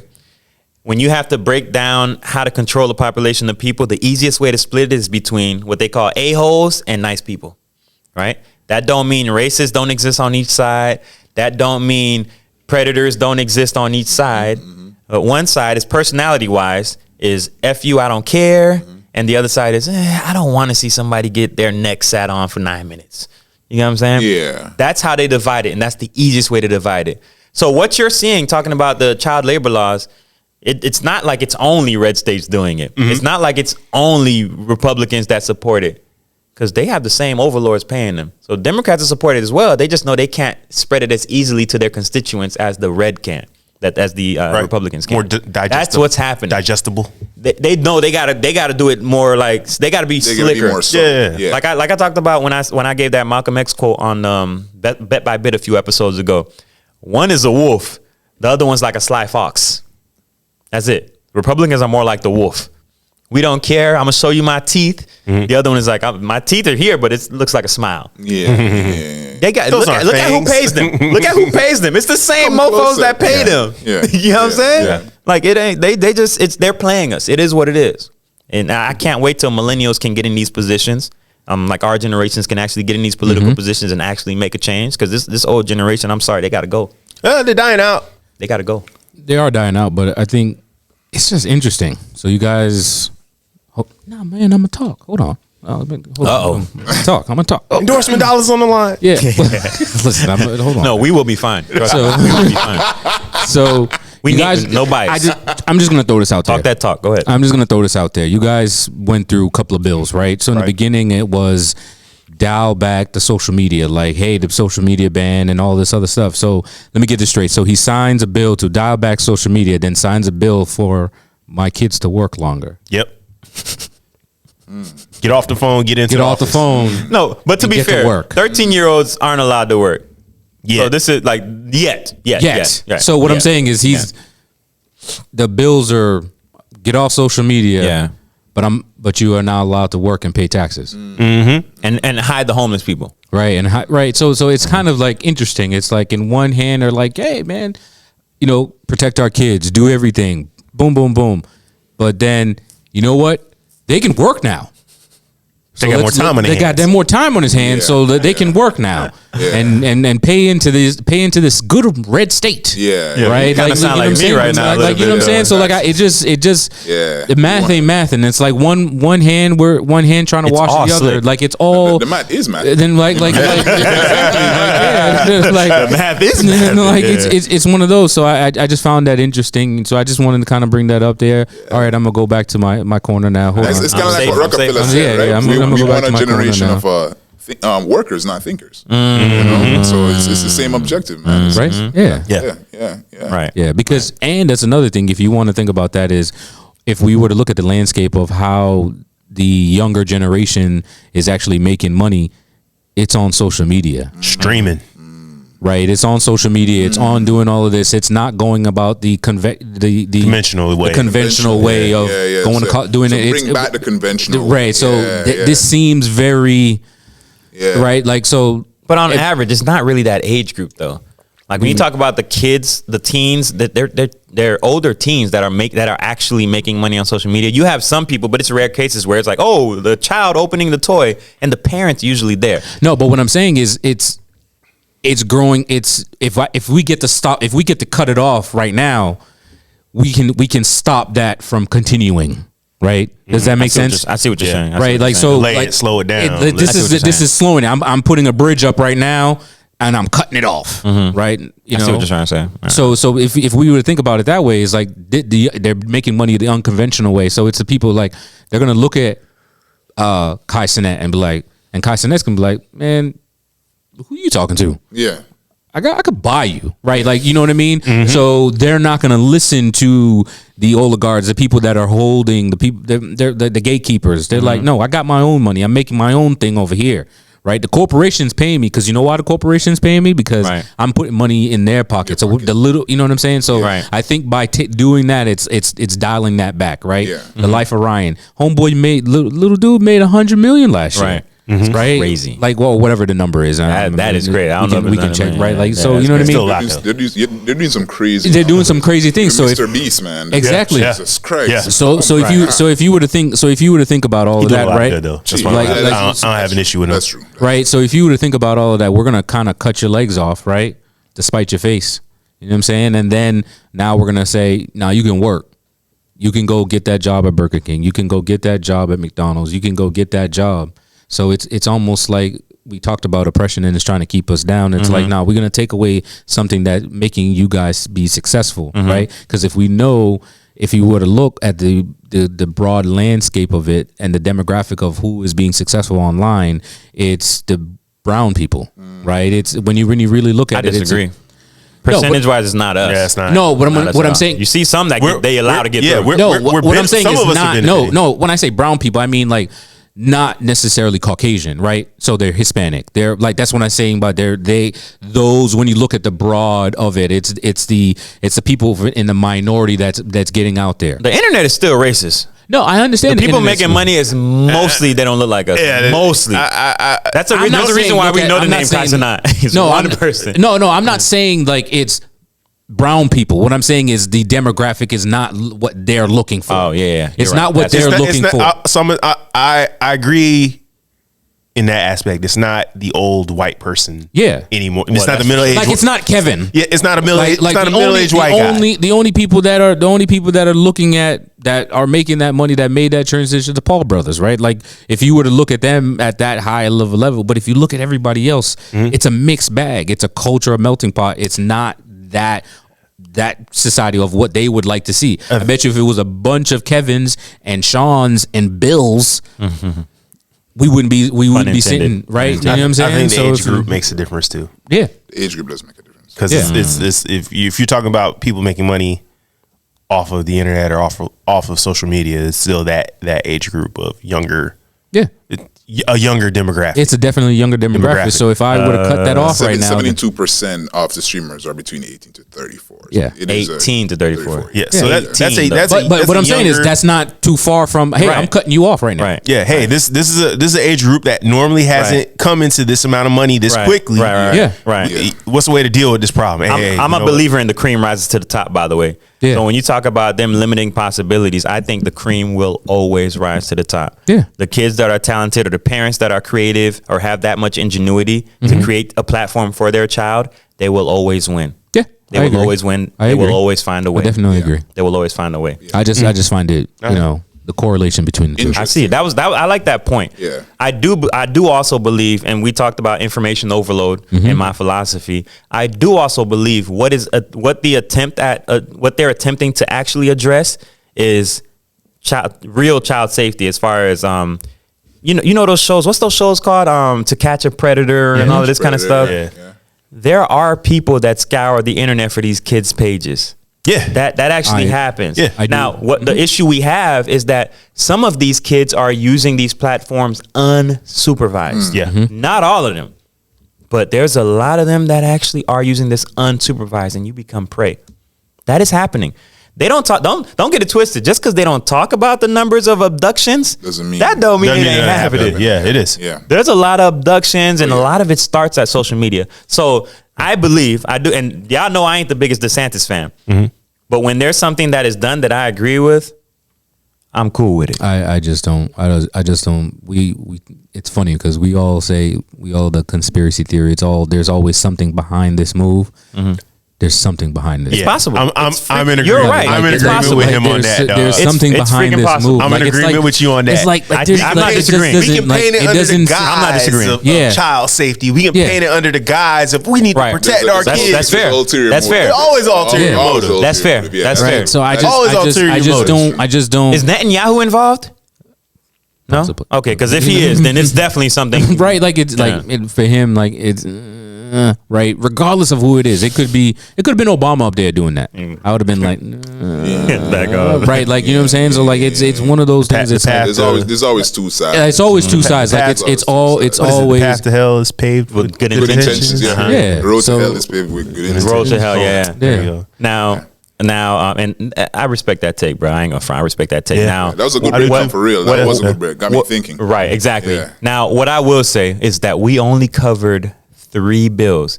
And like I said, he ran 30, through right? almost 30, 29, I believe it was exactly. Now, we obviously ain't got time to do all of those, but I thought that this is how complex it is, right? And again, information overload, the irony is not lost on me. This is about to be a 2-hour episode. But look how complex it was when you actually honestly do your due diligence and try to make a deep dive on these topics. It's complicated, Yeah. right? It ain't if it's a simple answer, a simple yes or no, or an easy conversation, just 2 seconds, it ain't real. Y'all know what y'all talking about. These are If it complex was, it probably situations. already would have been done, right? if it was that simple, There it you probably go. would have already been solved. Yeah. There you go. There you go. Yeah. It is what it is. All right, so we're gonna move on from DeSantis. If you guys want to know more about the 26 other bills, please That's fucking crazy. look it up. Look it up. They're actually About go on a increasing the government size site, of wine please. bottles too, man. You said what? I said there's a bill about increasing the size of Yeah. wine bottles. Have you seen So all the drinks are there. corporations never gonna be the same. more money, more money, more money. necessary evil. Necessary evil, he says. The most is gonna be popping, boy. More money. And we're going to talk about Diageo. We're going to talk about them. Jesus. But let's actually take our first non-commercial break. We'll be right back, all right? Let's go. All right, and we are back from that non-commercial break. Valle G. I got the shades on for a reason right now. Yes, sir. You already know what I said. I think it was last episode or 2 episodes ago in regards two episodes ago. In regards to Florida's DEI. Yep. And bruh, you are hard pressed at me saying that I guarantee. This is my impression. I guarantee. Hold on. No other school. So check this, right? That's what you said. This man has Dion, Shannon. I'm a man of many talents. Now you got me. I tried to do who did I try to do last week? And it came out like Charles Barkley. I was mad. I was like, damn, sorry, Charles. I can't remember whose impression it was. Whose impression was it? I can't remember. But go ahead. Go ahead, man. Well, Please, hold on. explain. Elaborate for the audience, man. What happened in Alabama with the DEI thing? So the University of Florida, for those that don't know, went ahead and followed the state of Florida's directive to pull out of these DEI deals, these DEI programs, these DEI positions. And for those out there that don't know what DEI is, what are you doing? Did you just start listening to the show? Diversity, equity, and inclusion. Right. Now, those 3 words, just like I said years ago, before this platform, I talked about with BLM. The 3 words I like. I think the 3 words are absolutely true. But when you talk about the organization, the people running it, and most importantly, the people behind it, the Soros, the people, I don't agree with that. All right. So DEI, the people on the ground, like the people I know, shout out Danny, the people I know that are at universities, and in government, really trying to do great things on the ground that are using these certain platforms, I salute y'all. But there's people over y'all that have nefarious. I talked about ESG before. There's people behind y'all or above y'all that don't really have the best interest at heart, and they're just using this to make more money, score political points, like leverage their position. There's a lot of stuff going on. Right. So. Again, and we talked about with DeSantis, I don't trust him all the way. Nah. But there's a lot of things happening and a lot of people being used. I'm going to say people like us, we're being used. Our energy is being filtered and used for other people's gain. You know what I'm saying? Right. So from what I was saying, I don't think there's anything wrong with DEI being stopped. I don't have no problem with it. So I was actually cool with UF actually listening to the governor. And stopping it. Okay. I was fine with it. Because again, like I said before, Creme rises to the top. It does. And we're the most talented people on this freaking planet. You know what I'm saying? We are talented as with an opportunity. And this is 2024. Right. 2024. Right. You know what I'm saying? So I didn't have a problem with it personally. And all I was saying last episode or the episode prior was that I can see more schools following suit, more states following suit. Okay. And you completely disagreed, and I want you to go into why you disagreed and how you feel now that Alabama actually. When you say so, that's what I want you to elaborate on, because you said Alabama. So you mean the state of Alabama has followed suit with Florida to actually set up that kind of legislation to back out of the DEI programs in universities and public, everything that's publicly funded. Right. So if you don't back out, you're not going to receive. You're going to lose your money. You're not going to receive funding. Right. If you have this program. Right. We're not going to continue to fund this program. Your entity, your business, if it's government funded, you will lose your government funding if you don't listen to the on a state level. State level. Okay. So my main reason for the pushback is because I would say a lot of these public universities that are funded through the state rely heavily on American football. Right. The University of Alabama is one of those programs. Absolutely. Last year they generated almost, I want to say $215 million to the University of Alabama. That is off of their football program. The reason I feel like DEI is kind of important within that, and it goes into Emmett Smith and his comments, is historically speaking, when you grant universities in this country the access or the capabilities to manage which student population or students they bring into their universities, obviously diversity, equity, and inclusion is not reflected historically within them doing that, right? So like kind of back to the child labor laws. History shows you that if you allow a certain group a certain group to manage these things, it's going to look a certain way, or it's not going to be managed fairly. So my pushback on it was seeing that the University of Alabama brings in that much money based on its football players, and 70% of basically collegiate football players is reflected, they're black. So you need black players to be successful in the sport that generates X amount of money for your school. And because they generate so much money, I didn't know this after reading this article about the University of Alabama from, sportskeeda.com. That's wild website name. But anyways, not endorsing anything they put out. But anyways, basically I learned that the rest of Alabama's sports generated a negative net total. Right. In terms of profits for the year. That means every other sport during that 2023 fiscal year finished at a loss. And I'm sorry, what was that figure again? 214 million. 214.4. So you round to say 200, roughly $250 million. Because I just want you to know that Alabama is a way bigger football program, right? We all acknowledge that, right? I don't even watch football, college football as much as I know that. But UF in 2023 made well over $100 million. Yeah. So I for some reason I knew you were gonna go there. Oh, you mentioned that in the chat, I think. But yeah, UF made over $100 million, and they still said nah. They made over $100 million, right? Over $100 million. I believe LSU made over $193 million. Jeez. Oregon, University of Oregon, they made $391 million. They still rather use that government funding though. Ohio State generated $234 million. Yeah. LSU and Arkansas, $199.3 million in revenue. This is all revenue off of football. Right. Yeah. So this is all revenue you can attribute to black people. Black people generate this for your school. But UF said we don't care. We don't listen to our governor. That's what UF said. That's what UF said, right? And that's a decision UF can make. But if you go look at UF right now, go look at how UF has participated and played in football the past 5 years.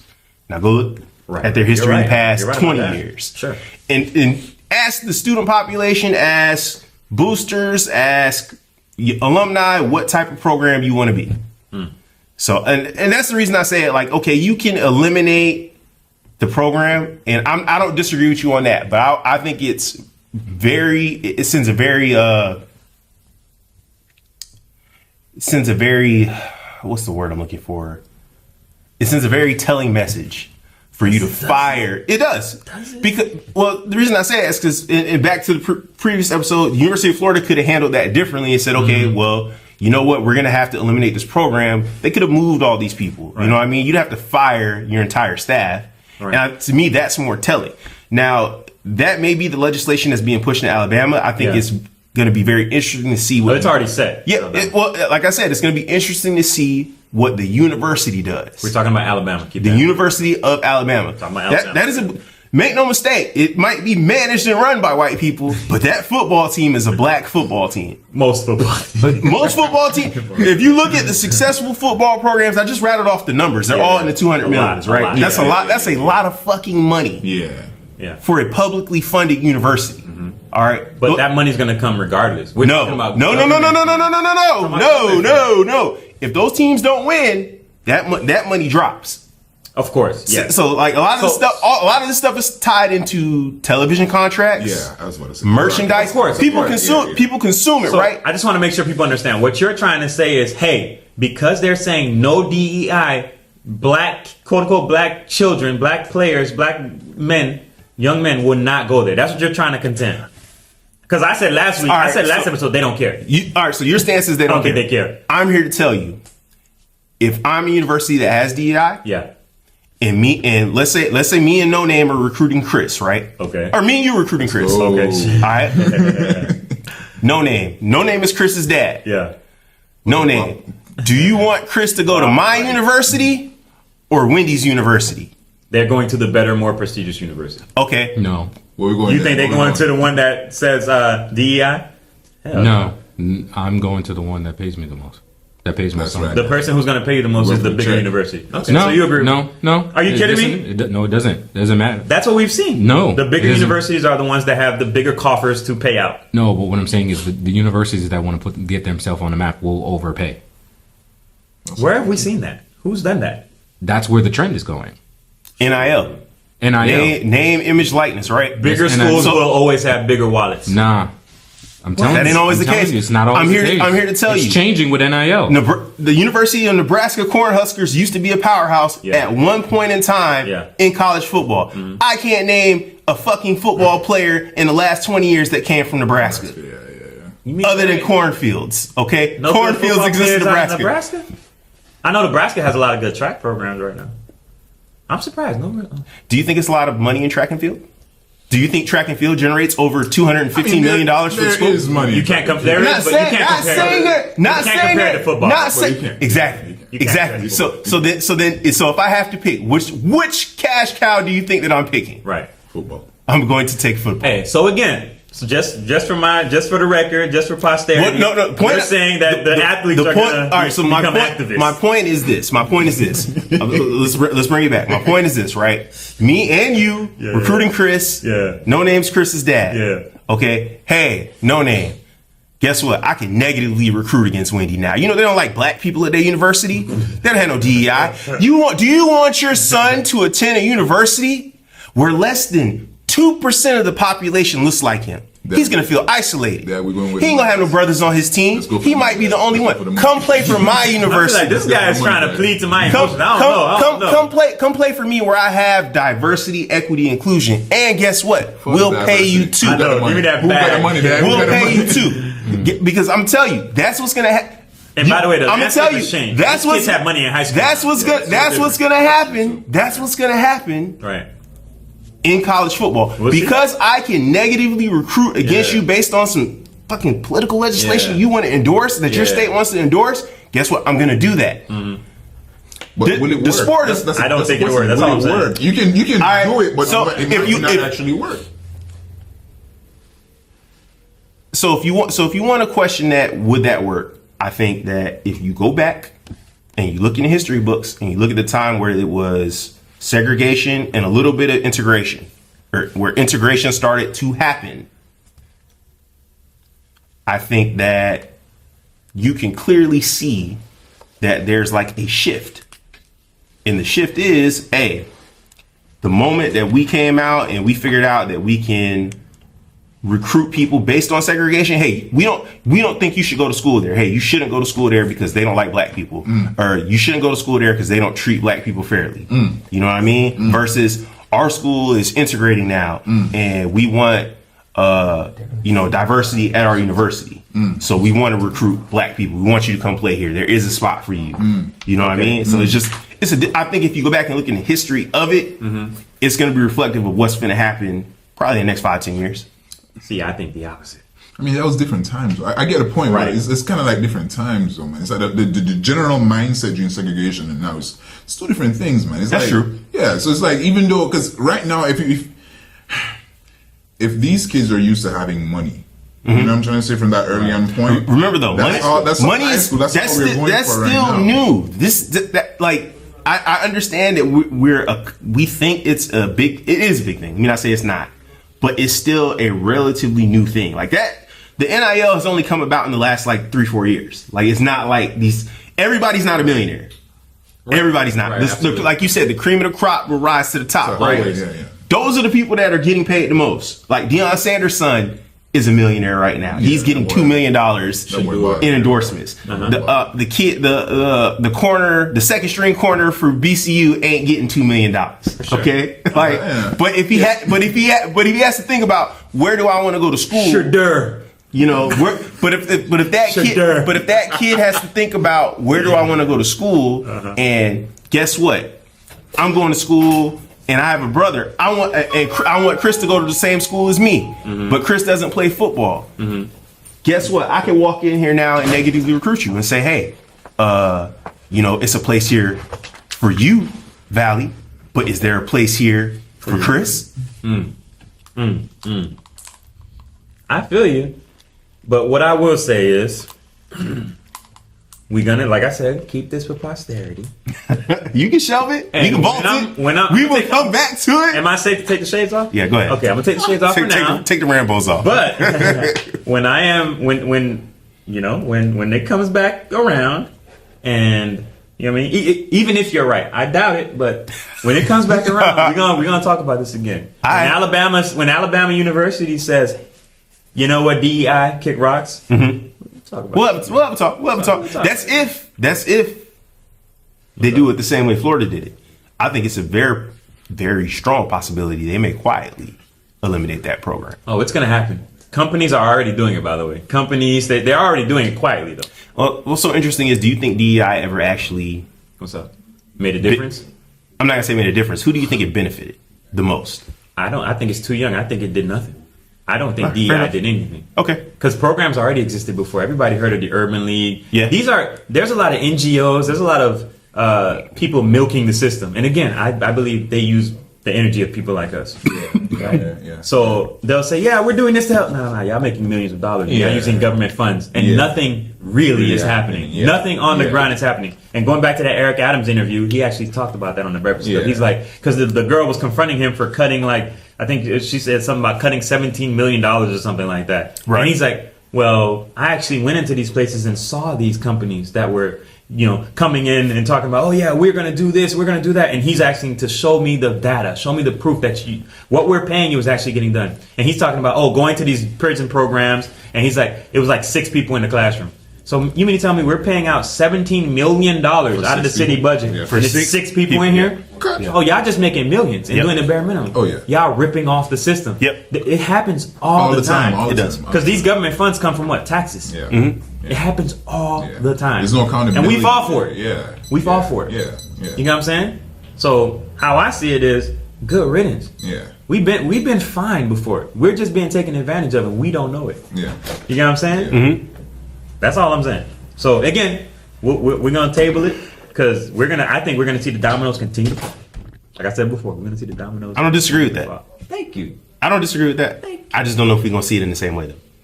Okay, we'll see. We'll chop I think it up. it might be somewhat different. I don't think You're right. Maybe the University of Alabama doesn't follow the same route that University of Florida. Maybe they say, you know what, we'll just dissolve the program, but we're gonna move and transition everybody. Hey, some of y'all going over here to communications. Some of y'all going over here to the department, psychology department. Some of y'all are going over here to health and wellness. Some of y'all are going, who knows, College of Sciences. I don't know. Man, these people getting a nice severance package. They gonna get a nice severance package. Here you go. You're no longer needed. This man's cold, bro. he sounded like he part of the corporation right now. All right, man. So moving on. What's up? It sounded what it sounded like. I felt like I channeled NoName for a second there. Listen, I agree. What's up, bro? I 100% agree. It sounded like a Sith Lord over there. It's going to be wipe it all away. Yeah. Absolutely. It's gone. That will happen. And if it does, it'll be some nice, interesting, very heavily melanated football programs. Okay, primarily one in Coral Gables, but I don't think so, because if you let's Coral Gables. When was DEI established? A few years ago. Like you said, what? 2021? Yeah, double check that. Right. So what are you saying? What did the football teams look like prior to that? The same as they were. The same. That's what I'm saying. That's so what I'm trying to get. It's not. I don't.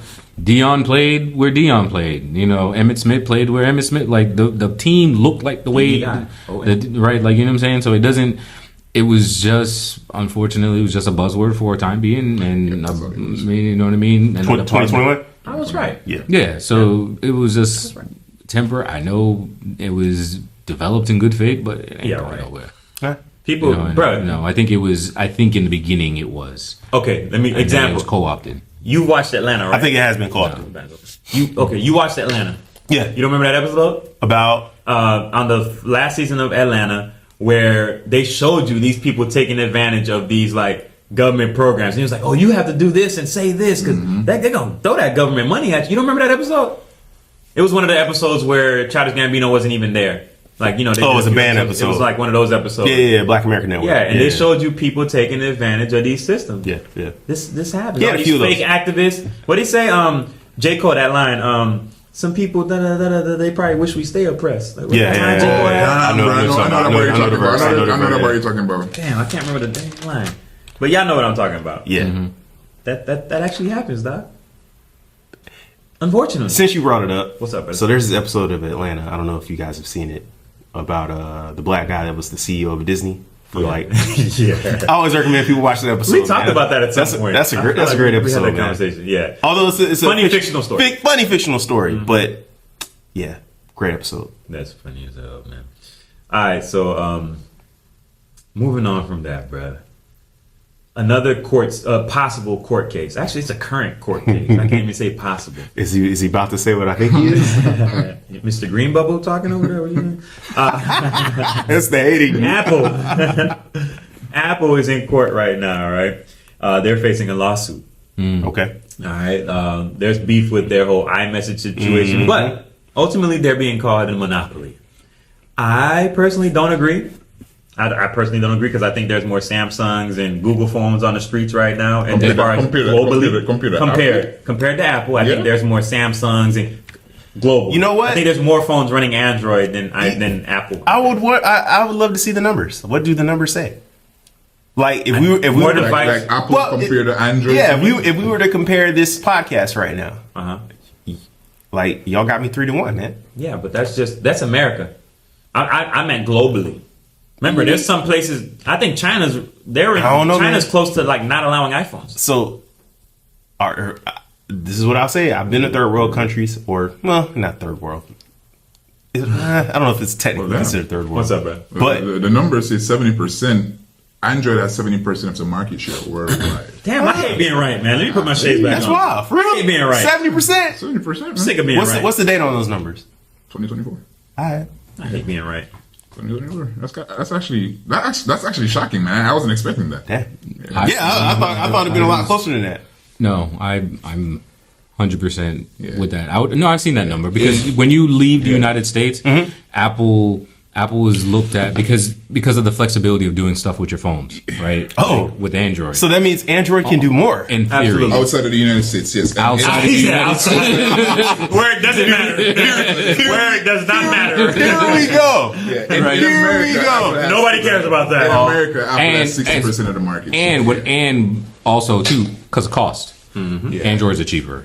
Yeah, that's a cheaper product that can do more. Outside of the United States. Not well, but yes. Technically, but not well. I ain't gonna lie. When I was in Jamaica, bro, having an iPhone, the worst thing you could have. It's the worst thing you could have. Because you can't even use some of the shit on the fucking phone. That's crazy. It's like our group chat. With all the cool things that iPhone users can do together in a group chat, we can't do it because you're in the group chat. You know? Because you're in the group chat, we can't do it. The Android is fucking up y'all conversation. Yes, you are. We got a green chat because of you. My goodness. Damn. So when I dug into the bill a little bit more, what they're basically saying, the lawsuit. The lawsuit. It's Apple doesn't play nice with everything else. So what the compatibility? It's compatibility. What it's saying is like, hey, especially the App Store. Yeah, right. They said it's unfair that AirPods. I'm gonna just use AirPods. They said AirPods made by Apple can be used on an Android phone, not a problem. Right, but Google Buds can't be used on an iPhone. Wow. That's crazy. So that's what their basis is saying that there's a lot of specific, and I don't know if Google Buds can, I don't know. But what they're basically saying is what they're saying is Android specific things that are developed by Android specifically can't be translated and used on an iPhone. And that's what the biggest. That is a wild thing to hear. Simply because, like, one would think that the Google Buds that's just Bluetooth access. You know what I mean? It's not. I'm pretty sure that you can't do it, but I'm just using that as an example. No, it's just like damn. Like you would think that's the simplest type of access. You know what I mean? It's not like it's trying to access a whole application on your phone and it needs a whole lot. No, it does. They all have chips. They all have chips and processors. But you want to know what's closest to the truth? both these companies have been playing dirty for a while. Yeah. This has been a soft word. You know, For a long time. Samsung Used to develop all the screens. Yeah. You think they were giving them the best screens? No. They both playing dirty. Yeah. That's the truth. Yeah. So do I think Apple has a monopoly? Absolutely not. I think this is going to be a lawsuit that's drawn out. It's going to be a lawsuit that costs a lot of money, but Apple will be victorious. And I'm not caping for them. I deal with corporations. I don't think they're going anywhere. Right. You know what I mean? Shout out TikTok again, man. I'm sorry. Hey, man. Shout out TikTok, man. I love TikTok. What is with you and this Yeah, damn shout out TikTok. Apple's like Nike, man. I don't get that bad. Apple like Nike. Shout out man. TikTok. I don't think they're going anywhere. So they're here to stay. Not at this point, no. They can't. Nah, I think too powerful. You know. But I wouldn't They're say the point monopoly. of I think that's malarkey. To say a monopoly, Yeah. that's come on, dog. Well, I mean, who believes that? Didn't Microsoft get hit with that? Back in the It's day? like, yeah, like 20 years ago, 30 Yeah. years ago almost. Yeah. Yeah. Mhm. Where it didn't, so. Right. Yeah. Right. And I don't think you should be punished for being innovative and having tech that's better than your I knew competition. you were going to say that shit too. Fuck out Sound like this guy. I don't think they have better tech. I think that they do a better job. There you go. Of marketing their tech and selling their tech. I just think it's better tech too. Yeah. I'm sorry. be honest. You ain't never going that's fine. You will never convince me Bro, that product is better. Give it time. Fuck out of here. I've been on the planet Bro, for over 35 years. listen, bro, Trust me. listen, These motherfuckers have not listen, bro. produced anything Listen. where I'm like, I can't find it somewhere else. Listen, man. I've heard it before, and over time they all fold, bro. Fair enough. That's- I'm here to tell you, That's a fact. still rolling strong, man. You just being a contrarian, dog. Not even. It's okay. It's okay. You gonna have to show me. It's okay. Listen. I agree I'm with OG. you. Listen, Android for sure. They put out, like, I'm not even gonna say innovative, but they put out the newest technologies first. They do. I give them credit.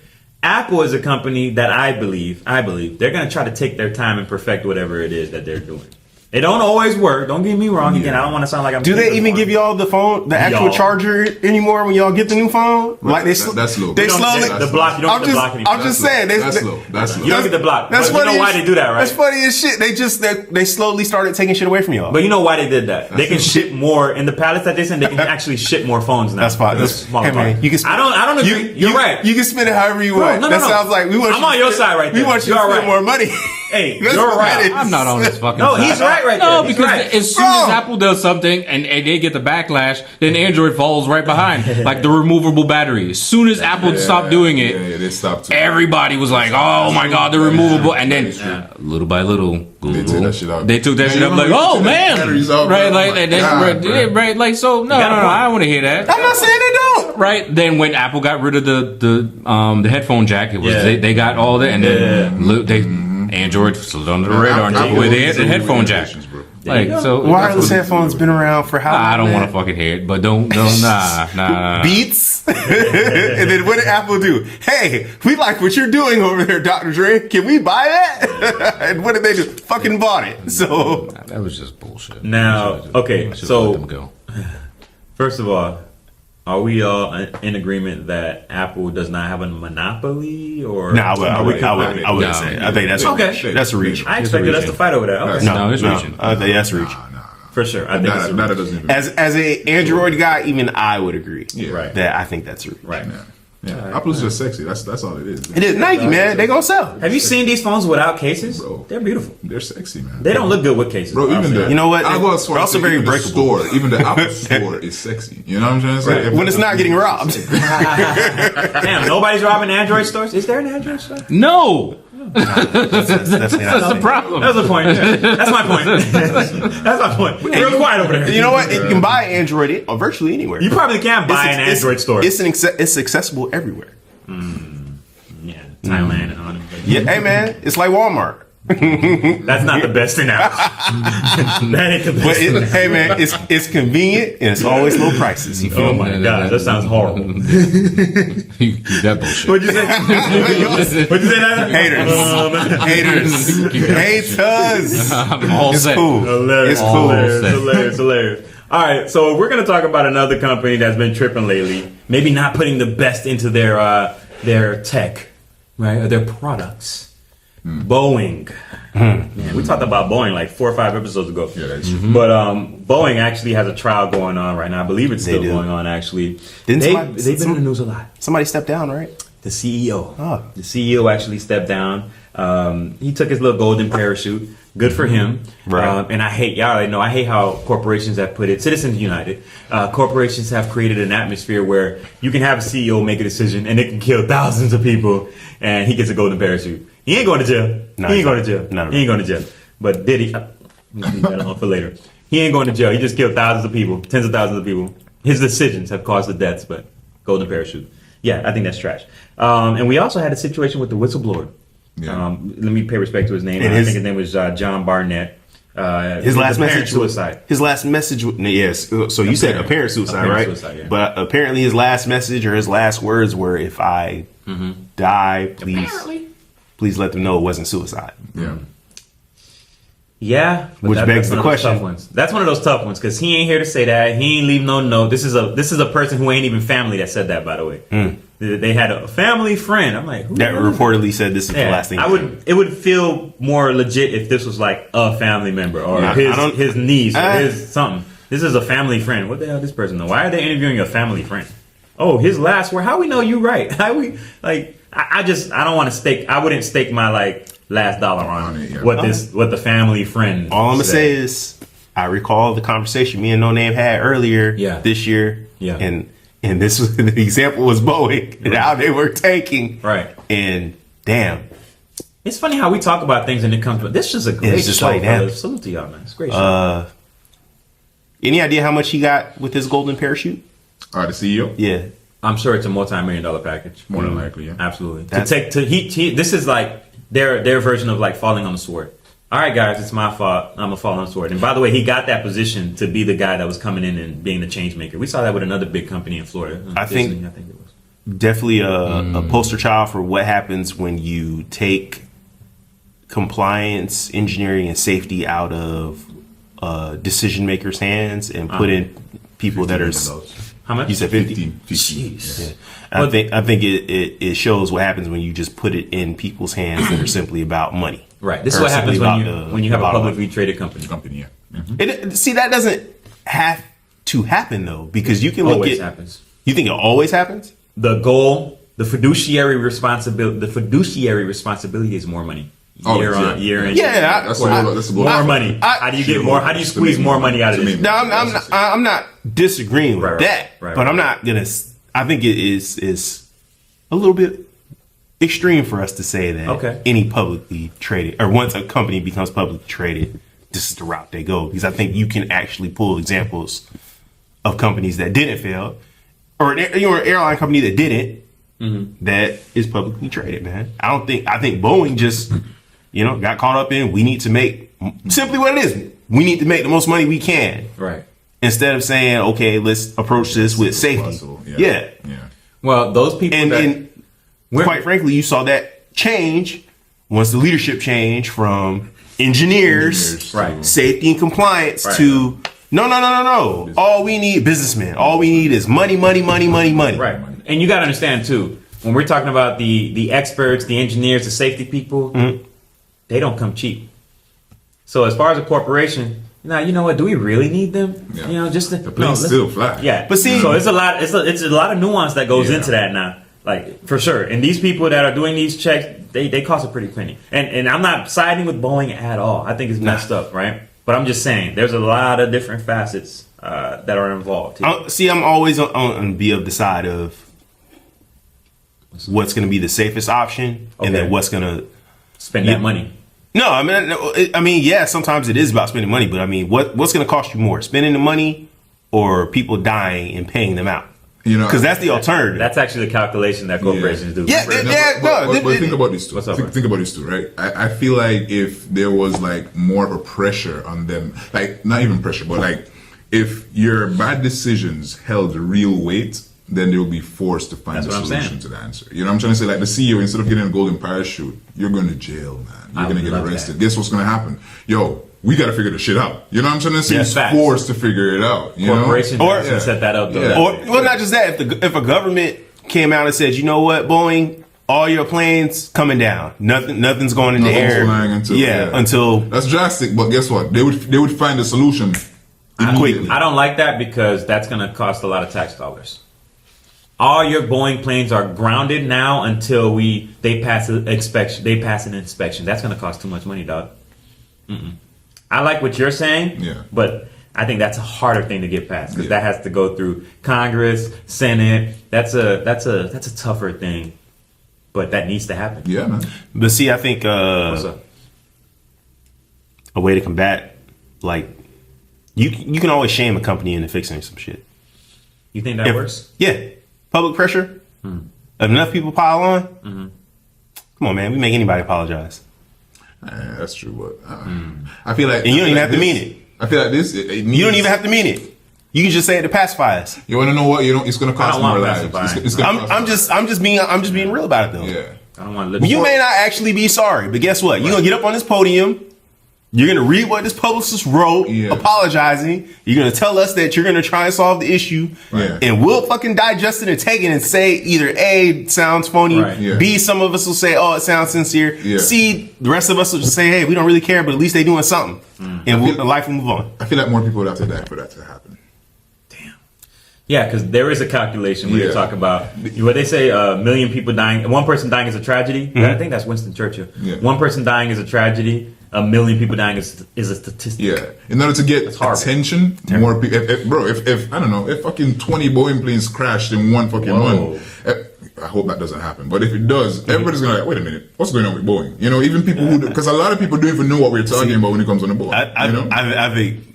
I don't think it'll be what's going on with Boeing. I don't think it'll be like, hey, we ain't getting on that goddamn plane. Like it will quickly become we can't sell no tickets because people are too fucking scared to book a flight. I think that's wait a minute, that's a Boeing. I ain't getting on that. I want my refund. You know what I think is gonna happen? Boeing is gonna get more flights up and they're gonna make their tickets cheaper. Balance that out, and people are going to pick a cheaper flight. Most people aren't going to know what plane they're on. Oh, that's true. Most people aren't going to check that. They're going to put more planes up. That's true. And they're going to lower the ticket price. No, but if people are dying, though, that's what I'm saying. If people are dying, it's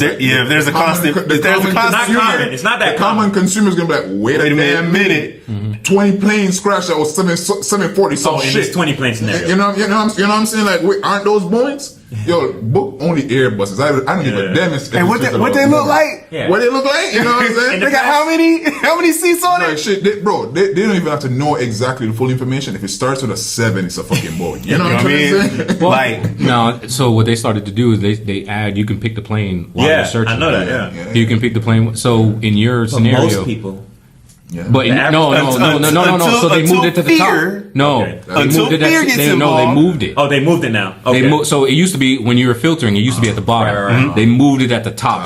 So it's one of the first things you see now. So it's one of the first things in the when you're searching on Kayak, it's like right at the top. Okay. And so I think in your example of lowering the ticket prices, that's what they're gonna do. It depends on who has the bigger Boeing fleet. They're still because it's the airline. No, but it's the airline. Okay. It's the airline. So if Delta, it's whoever. is it Delta? That is true. Or no, which there's an airline that uses Airbus. Airbus. No, there's an airline that uses mainly Boeing. I can't remember. I think if it's not Delta, I feel like it's It's not United. Right, United is So I think that's what it is. Southwest, probably, but Virgin Atlantic. What makes sense for a publicly traded company I'm just going through that can't lose money? Right. Lower them ticket prices, put more planes up. People want to fly to places, and the crashes don't happen that often. I know we're talking about it because it's United Airlines actually. It's United. That's what I said. Yeah, there you go. Mm-hmm. Right.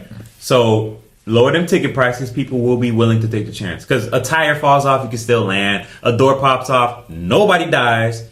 Tickets about to be 30% off. I'm telling you. Yeah. It's a publicly traded company. I know what you're saying. I ain't knocking it, man. But I feel like when a lot of people die, I feel like that's you can. But 20 planes ain't crashing in a day, bro. Even then, if I'm the competitor, I can always say, "Yo, fearmonger my sales up. Oh my God, we're gonna slander you as a company as much as we can to the consumer, so I can bring all those people straight to me. But then you get a lawsuit. It's just a not if I slander you indirectly. No, but slander is legal. That's a legal term.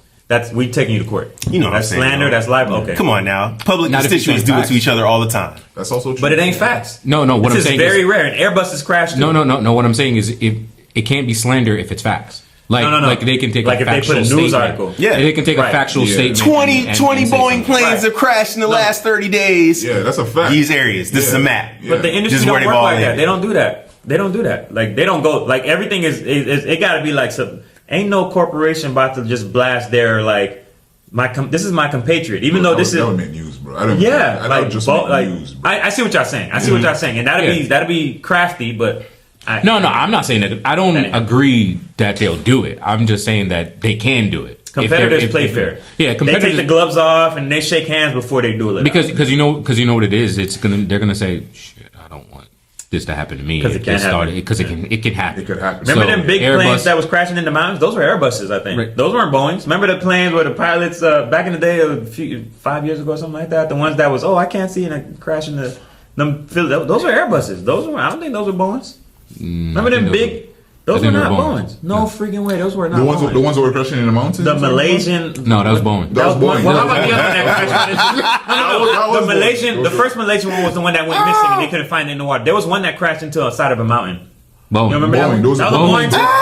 Yeah, it was a separate. I It was the remember Max. you talking about. It was a Wait, separate- An it was Airbus the Max. crashed. An Airbus crashed at some point. Hey, bro. Damn, Boeing is that trash? Stop trying to Boeing. slander Airbus right now. Yo, let me put my shades on. You tried. Shout out to Boeing. He done tried to throw 3 of them crashes on Airbus and it's like, nah, bro. That's Boeing. You're like, no, that's Boeing too. Yo, Boeing is really that Bro, trash? I remember they paid out.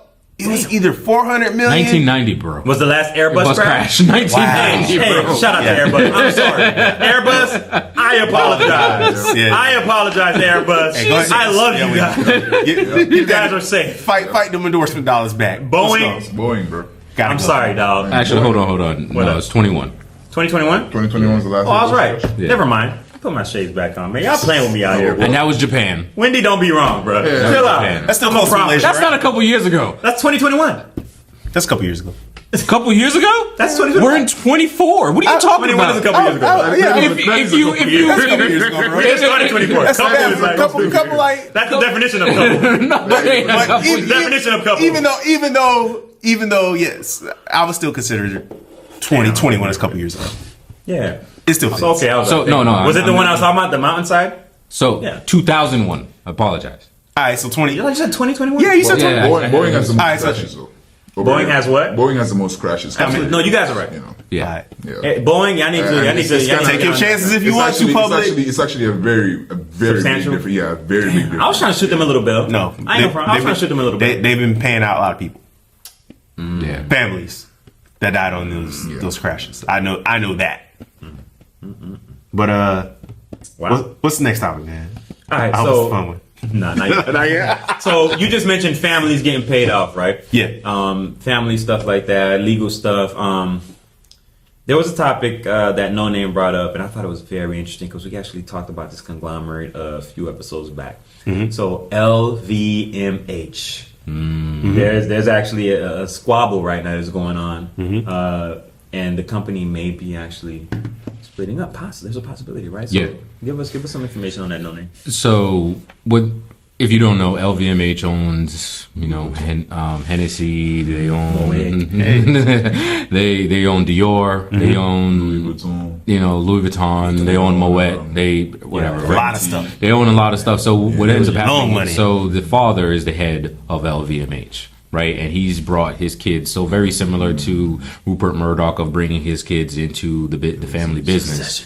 So his kids are taking very high prominent positions amongst the different divisions within the corporation, and they're not really liking the direction he's trying to take the company overall. Right. So they're trying to no.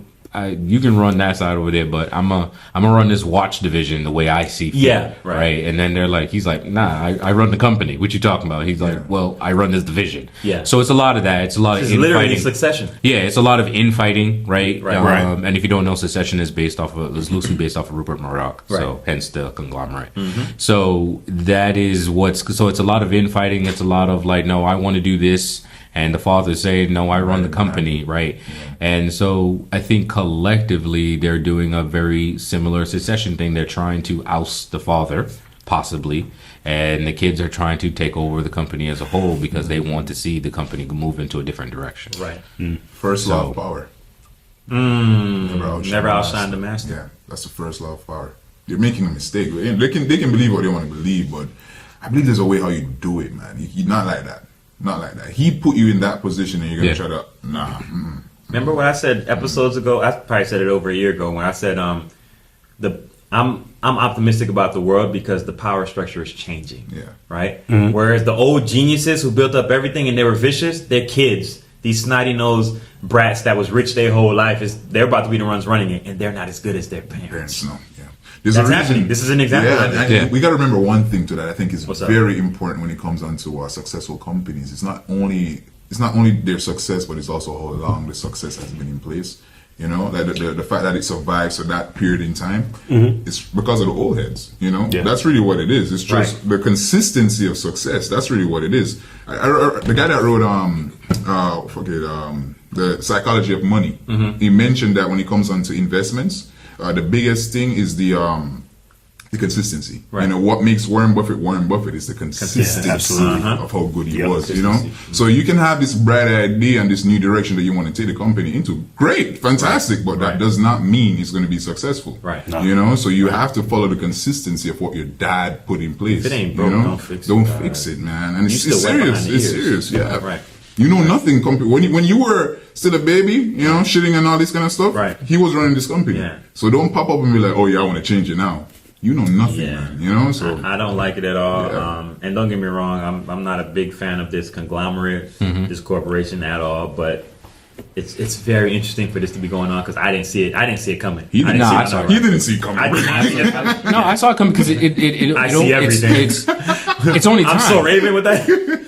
It's only time. I'm a prophet, man. Stop playing with me. You know what I'm saying? It's only time of like, hey, you're not fully involved in the day-to-day. I'm the one coming in here, busting my ass, and you sitting on your yacht and in the French Riviera.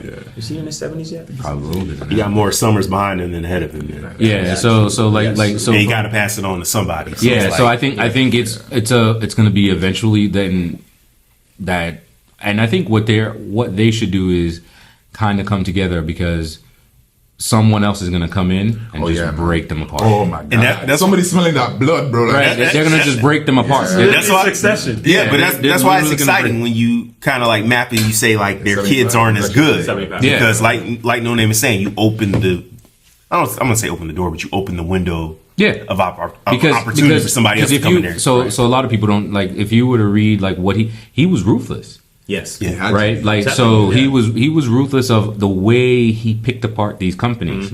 Like he didn't just come in and say, I'm gonna buy Tiffany. Don't work today. like that. It was okay. I see that you're on the downtrend. There ain't nobody buying Tiffany right now, right? Yeah. And there ain't anybody buying Tiffany right now. So he was just like, okay.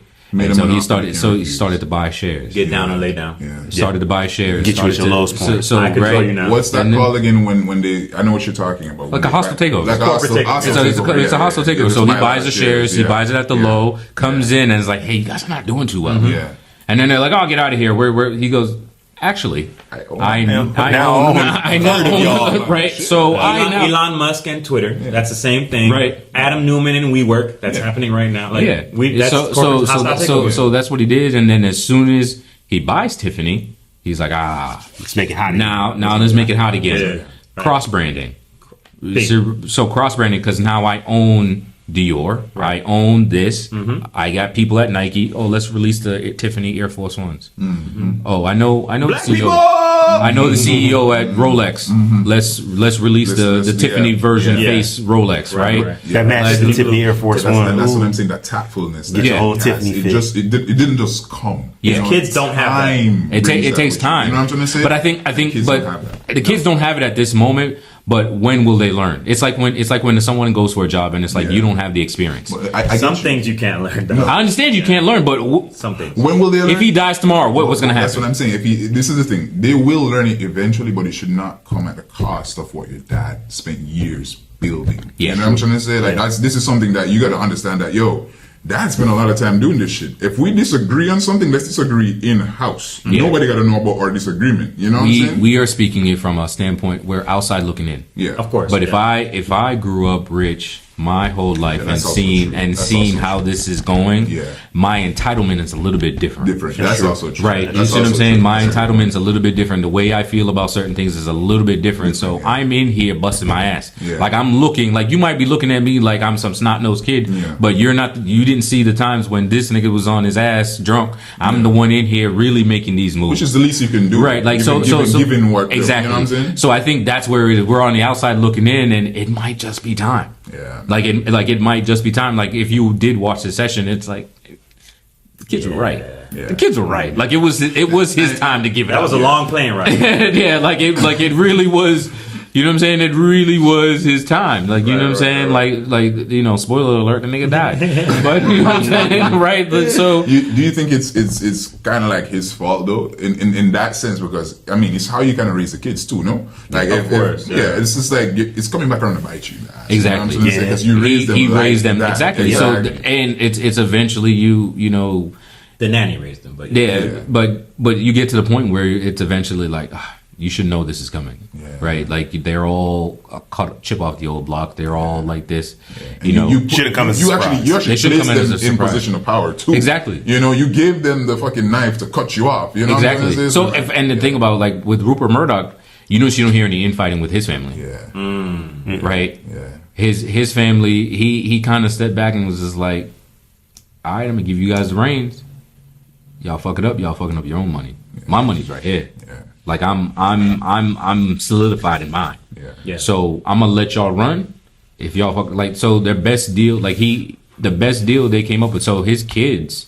So Rupert Murdoch's kids is the one that brokered the deal with Disney to sell Century 21 Fox. That was his son. I didn't know that. Yeah, it wasn't like he was like, yo, let's get rid of this shit. But there's a difference between brokering a deal because No, they were in charge and they sold it. right. This is I had I was letting y'all cook, but I was actually going to bring that up as far as we're talking about LVMH, and you mentioned, I think it was you, Chris.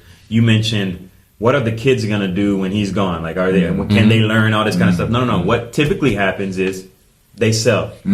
Yeah. That money is going to be too much. The competitors are knocking on your door. Yo, he's gone. I'm sorry. I know it's a lot of work. Let's buy it. We've been doing it. They're going to sell. That's what's going to happen. As soon as Buddy's gone, they don't have. I know y'all saying people can learn, but that ain't true. Yeah. That ain't true. I know y'all, no. Yeah. What he did was special. Yeah. What he built was special. Yeah. His kids ain't going to be able to do it. They're not gonna. They're not appreciate it him. the same- They will yeah. never be him. Yeah, they won't appreciate it the same way. They appreciate money, Yeah, Yeah. because that's all they know. and they're going to get a pretty penny off of that. And they may not be the cream of the crop. They are not. So they won't rise. He They won't was. rise to the top. They gonna rise to the top. Y'all can make me name this episode Cream of the Crop. All right. So we're going to actually take our second commercial, non-commercial break. Again, y'all out there, please like, comment, and subscribe.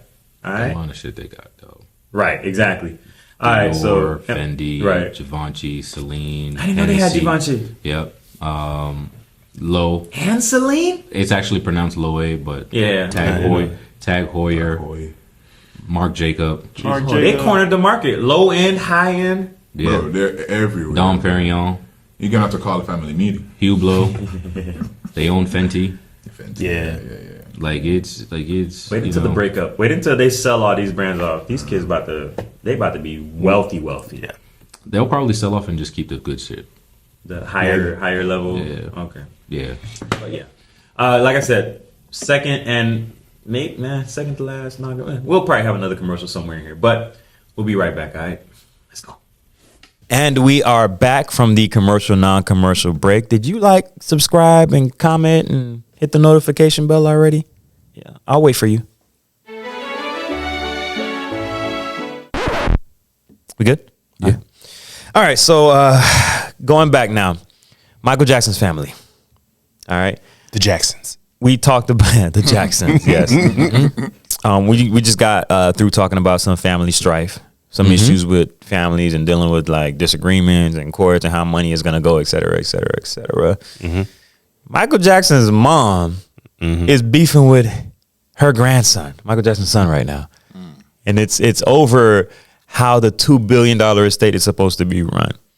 I thought that was wild, bro. Yeah. Like to see what money does to Yeah, it's a nasty game, man. it's really nasty, bro. Like I'm personally shocked, and honestly, I didn't realize it was a $2 billion estate still.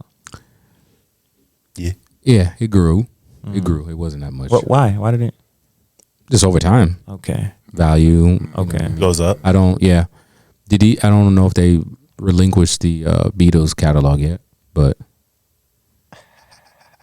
yeah. Wait a minute. They didn't do. I thought that was why he. I thought that was the profile. I thought that was the reason. You sure they didn't get it back? I said I don't know. Okay. Who did he? Who did he? Which? It's everywhere now. Which member of the Beatles did Michael tell that he was going to buy their publishing or whatever from? Paul McCartney. That's who it was. Yeah. Last one. Yeah. Where he was like teaching him about publishing and, Yeah. and Michael was like joking like, I'm gonna buy your public, and then actually proceeded to fucking do it. that. Yo, Mike was low key cold, man. He was. He was. It wasn't his fault. He just bought the company. The family still owns the Beatles catalog. Checking, but I think this kind of points to the reason like trust and wills and stuff like that are equally important. Just because when after you're gone, you don't want your family in this type of situation. I agree. I don't have a problem with Mike's mom spending Mike's money because like that's his family. You know what I mean? But and you are his mother. yeah, like What happens if you're abusing it though? I mean, I don't see. That's the thing. I don't know to what levels This the is between abuse. Apple and the Universal Music Group. Oh, so the family don't own it anymore. Not anymore. Oh, they got it back. Okay. They did. They They got what they wanted. They probably bought it. Hey, we'll pay you X amount of money. Got it back. Yeah. After, yeah. But I mean, The doctor did go to jail, right? Yeah, I believe so. Yeah, he did. They said, come sit down. Come sit down.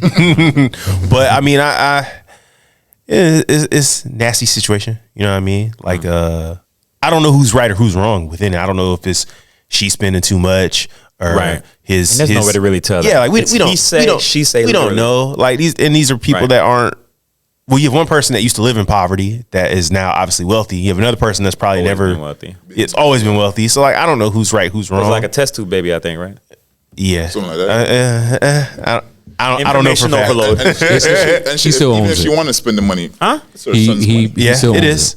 He does still own it. Yeah, a portion, 25%. Oh, a portion. Okay, so it's okay. and so Well, he sold 25. He sold 25% before he even died, because he was They going sold to, off another 50. and then they sold out. Then another 50 was Oh, sold that's out. how they got $2 billion. Okay. So Yeah, I mean, like, yeah, I don't know who's right or wrong in it, but I think I can see how his mom and his son are both entitled to.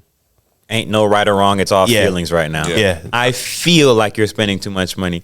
I feel like I deserve to spend this kind of But money. I don't know what she spent the money on. I don't know what she did with it. You know what I mean? She's Like 80 She something could be now. nice, and she could be helping the rest of the family. The people still in Gary. Could be that, man. You know what I mean? Because people calling her, because like we said earlier in the episode, the easiest way to get through and get what you want is through women. they ain't calling Joe. Motherfucker, who? They said, man, nah, we Who call are it. you? We ain't calling Joe. What do you want? We're going to call you. You're the easy one. Bingo. Third uncle, twice married. Like, yeah. He need how much? $1 million? We got you. Don't worry, nah. Joe ain't going. Too funny. Come on, dog. Too funny. Come on, dog. Hey, don't tell Joe. Okay, Whatever you do, don't tell Joe. don't worry, baby. He ain't going Wait. nothing. So y'all plan on checking out the? Because I think they're doing a new bio, or they're doing like a new movie on biopic on his family or I whatever, think he's had enough. or on him. I know, right? I think I'm good. Nah, you're not gonna check it out. I think I'm good. What's the name? Nina Long's supposed to be in it. You long on me? Yeah, she gonna play his mom. Shit, that's a little temptation right there, boy.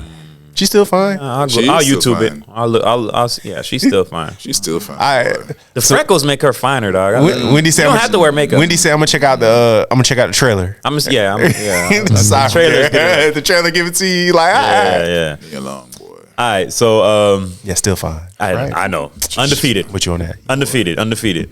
All right, so let's move right along to some other beef. I think you could call it family or friend beef, maybe. Combination. Combination, right? So this whole Kendrick Lamar situation going at, I think it's Drake, but Drake was smart enough to pull J. Cole up in this situation. Can't handle that one by himself, man. He couldn't handle it by himself, man. But what do y'all? First of all, have y'all fellas heard the actual Kendrick track? Yeah. What's it called again? I'm Like that. blanking. Like that. Yes. The Future and Metro Boomin track with that nasty Kendrick feature, which was cool. I'm not a big fan of Kendrick features. I don't know if that's an unpopular opinion. It very much is. You probably by yourself on that. I think Kendrick features are I'm not gonna say mid, but they're overrated a little bit. You realize there's Kendrick features are overrated. Okay. Kendrick albums are classic. Okay. Features are overrated. Just let you know, there's a whole community of people that are probably going to come for you based off that take right there. I'm a juggernaut. I just want y'all to know it. I'm a juggernaut. Just know. I'm a juggernaut. I ain't lose a debate, conversation, argument in That's fine. I just want you to know 20 years. I don't know. at one point in time, and I think it's still off the strength of this track, you can probably still consider it. They consider Kendrick Lamar. When I say they, I mean the people out there that support Kendrick Lamar. I consider him a feature killer. That's J. Cole right now. That's J. Cole right now. I've been J. Cole for like 7 years. And I agree. I don't disagree with that. I'm just saying, right? Historically, there's a section of the hip hop community that says Kendrick Lamar will be featured on your song, right, and make it his song. So take that. That's been a while. All I'm saying, it has been a while. It has been a while. But J. Cole has been Jesus at least 7 years, very much so. Oh my Fire. God, man! Recently, now don't get me wrong. Yeah, man. What's up? No, I said he even said it in one of the songs. That when you call me on the song, he's like, "What you calling the Reaper or something like that?" Kendrick didn't say that. J. Cole said that. He's like, Jesus went to hell and asked me for a feature, some shit like that. He said on his song, but man, aggressive. He's just aggressive. And the ridicule I've had for J. Cole is the opposite. J. Cole a killer feature, but his albums at that time at least were kind of mid to me. They just weren't that great. Since Born Sinner was his best, 2014 was good. That was the second album. Born Sinner was the second best. album. That was his best work. That was his worst. 2014. His worst album was good. It was good. That was good too. That was good. Some people consider that For Your Eyes Only, I think, his best album. I think For Your Eyes And that was the best rollout, damn near ever. Album rollout, that was like the best album rollout ever. 2014 Forest Hill Drive. I'm just telling you that the audience considers the best album. But I ain't the average audience. I ain't the average audience. How you feel about Off Season though?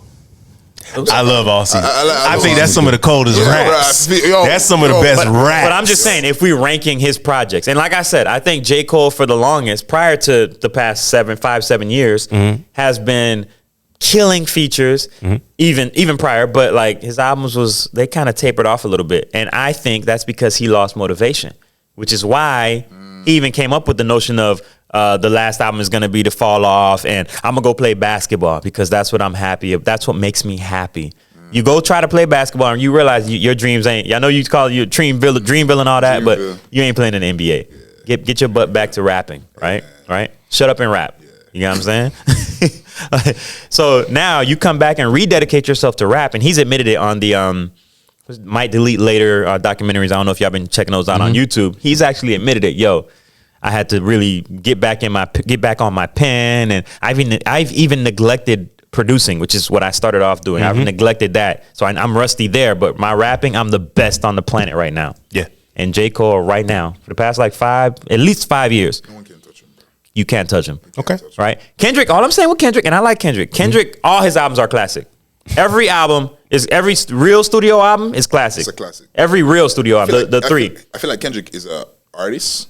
I feel like J. Cole is a rapper. And I feel like Kendrick is an artist, and I feel like J. Cole is a rapper, and I feel like Drake is like a pop star. You know what I'm trying to say? I don't disagree. If you were to like group them disagree. in terms of category, you know? But all I'm saying is Kendrick's features are overrated. The Control verse was overrated. Good, but overrated, dog. A little overrated. I'm just saying. That's it. This one on the Future project with Metro, good, but overrated, dog. I think it's all right. I'm gonna be honest. I thought it was all right. You know, it didn't like get me ripping it back again. I'm like, oh shit, let me hear what he says. Let me actually pay attention. You know what I'm trying to say? I didn't every Cole verse in the past 5 years, I had to pull back. Like even the one on Yachty, he did, man. The one on Yachty, bro. The one been snapping. Yo, the one that you gotta listen to, man, is the one with him and Benny. Benny the Butcher, Johnny bro. P. Listen, Scatty. bro. Yeah. Johnny P. Yo, Scatty. Crazy. It's a bro. It's in the video? It's an I've Yes. seen the video. It's an impressive verse when he was talking about the MC, He came for it. equal MC square thing, bruh. But you know the what? He theory don't of miss. relativity, he don't miss, bro. Got in there with a real MC too, because Benny can rap. So Benny's good. Iron sharp as iron. Benny's so. good when he's with like Alchemist or something, Harry Fraud or something like that. Oh But- yes, when he's with terrific producers with great the production. greatest producers of all time. So I got this thing I want to say as well about this, right? Because I haven't heard anybody talking about this. I think these guys have gotten pitted. I think they've gotten pitted against each other by Drake. I think Drake is literally the puppeteer right now, putting these guys against each other. Drake and Kendrick have been throwing jabs at each other, mainly Kendrick, because Drake is the one to do things subliminally, right? They've been going back and forth for at least a decade. Kendrick Lamar and Drake, right? So back in the day, we all know Kendrick and J. Cole were like, they were tight. They talked about doing projects together and all this stuff, right? Drake is the type of person, and we've seen it with Kanye West, how he was tormenting Kanye West, right? Drake is the one that'll do things subliminally, like drive by your house and try to smash your wife, all low key, and he'll say it in a song 5 years later, right? That's who he seems to be, right? Right. Snake. I believe, and J. Cole seems like a nice guy. I believe he befriended J. Cole With And- ulterior motives. with ulterior motives. I disagree. In order to pull, and let's hear me out, in order to pull him away from Kendrick Lamar. Now, if I'm Kendrick Lamar, I'm seeing that and I'm like, oh, you with the enemy. You know I don't mess with him. And we talked about him. Yeah. You with him now? And J. Cole is thinking, my career, I need to blow up. I need some of his fans. Listen, I'm telling you, this is art of war. This is art of war, right? So now, when you come for me, he's my boy now. He's my fake. J. Cole is not really your friend. J. Cole wants your fan base. It's business. J. Cole is strategic, right? Hear me out. I'm just saying. J. Cole wants your fan base. But Drake is using you as cover. Now when Kendrick Lamar comes back, you got to talk about this other guy too. He with me. I don't feel like he will though. I'm gonna be honest. I don't feel like. Low key, I feel like He's all falling three. for Bro, it. I feel Everybody's like all saying three, Kendrick versus J. Cole. Bro, this is what I'm thinking because that's what everybody wants. That's the narrative. I don't want that. But I feel like I feel like in the background, bro. I feel like all three of them It's a footnote. are like, yo, bro. Let's create this. Oh, so you think it's all fake? Bro, yes. No. Yes, fuck yes. No, this is Civil War in rap right now. I know, but still, I feel like they understand their place and they understand what beefing will do. They understand the views that it will get. They understand the revenue that's potentially there as well. And I feel like sitting down with each other and being like, yo, bro, you want to create some type of situation where it looks like this. You know what I'm trying to say? Because they understand, they get it, bro. And I feel like it's not, bro, I don't buy into it 100%. I don't feel like it's 100% real. I think the rap game is a lot of fake friends. That too. That's true. That's true. I agree. I agree with the verse. The verse wasn't like spectacular, but it was solid. I agree with the Metro Future track. Like I like the sample. So Sample's like, dope. Yeah, it's cool to find out that the producer owns the publishing, and Metro had to send him the track before he cleared it, and he said he didn't get the Kendrick feature on there when they sent it, so he didn't know that was coming. So that was a surprise to him, but he still gets paid off that since he owns the publishing. So I think that's really cool. I think that Kendrick probably really has smoke with Drake because that's been back and forth for however long, At least a decade. That's true. I don't think he has smoke with J. Cole. Outside, He does not. Outside of just hip hop is competitive and Collateral damage. yeah, like that. It just is what it is on that one. I think you'll hear Cole probably either release something or have something on the fall off as a response, but I don't think it's ever. I hope not. No, I don't. It's rap, man. I don't think it's ever gonna be something mad. This ain't your beef, bro. Yeah. This ain't your beef. Yeah, I want him. That Canadian. Oh dude, yeah, no, that might really be smoke. That's smoke. And people have said, Drake needs to get in the booth. Like we don't care about your Instagram captions. We Who's don't got care. Twitter fingers now? Yeah, and Right. Who got Twitter fingers now? People say like, bitch, get in the booth. Like we want to hear you. And this is not a pop song type of beef when it comes to Kendrick Lamar. It's not about who makes the bigger song. It really is about the bars. Like Do you think Drake can really go head to head with Kendrick when it comes on the bars? Do you think what? I think he can try. You think Drake? I was saying if you think Drake can go head to head with Kendrick when it comes onto bars. No, I think he can try. I think he can try because he's the bigger artist. Like you said, he's a pop artist. I do consider Drake to be a pop star. Yeah. He's the biggest mainstream rapper. Yeah. And he makes popular music. So I think pop star fits. I think J. Cole is a MC. MC, literally. I think he controls the mic when he goes out and does performances, especially at the shows. I've been to a couple of the shows I like. To me, that's a MC. Yeah. I think Kendrick still fits in that category too. I think he might be.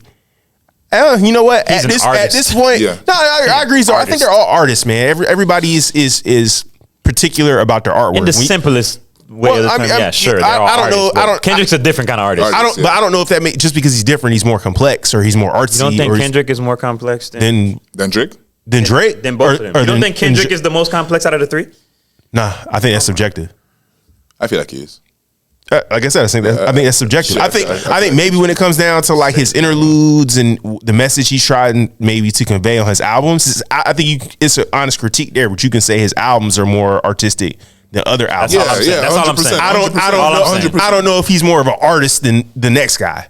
I'm not gonna say that's how I perceive it. Well, so what you just said, that's how I said. That's fine, but I mean, at the end of the day, that's still subjective. You know what I mean? There could be another guy that comes along and says, "Well, if you look at." I could look at Born Center and say that had more. Yeah, Drake has nail polish. He's an artist. That's what I'm. It just. I mean, art. Hey man, art is subjective. It depends on. True too, bro. It depends on how you consume it. You know what I mean, and how you judge it. But it like I said, I think Kendrick real smoke there with Drake. Not real smoke there with Cole. I think that's competition.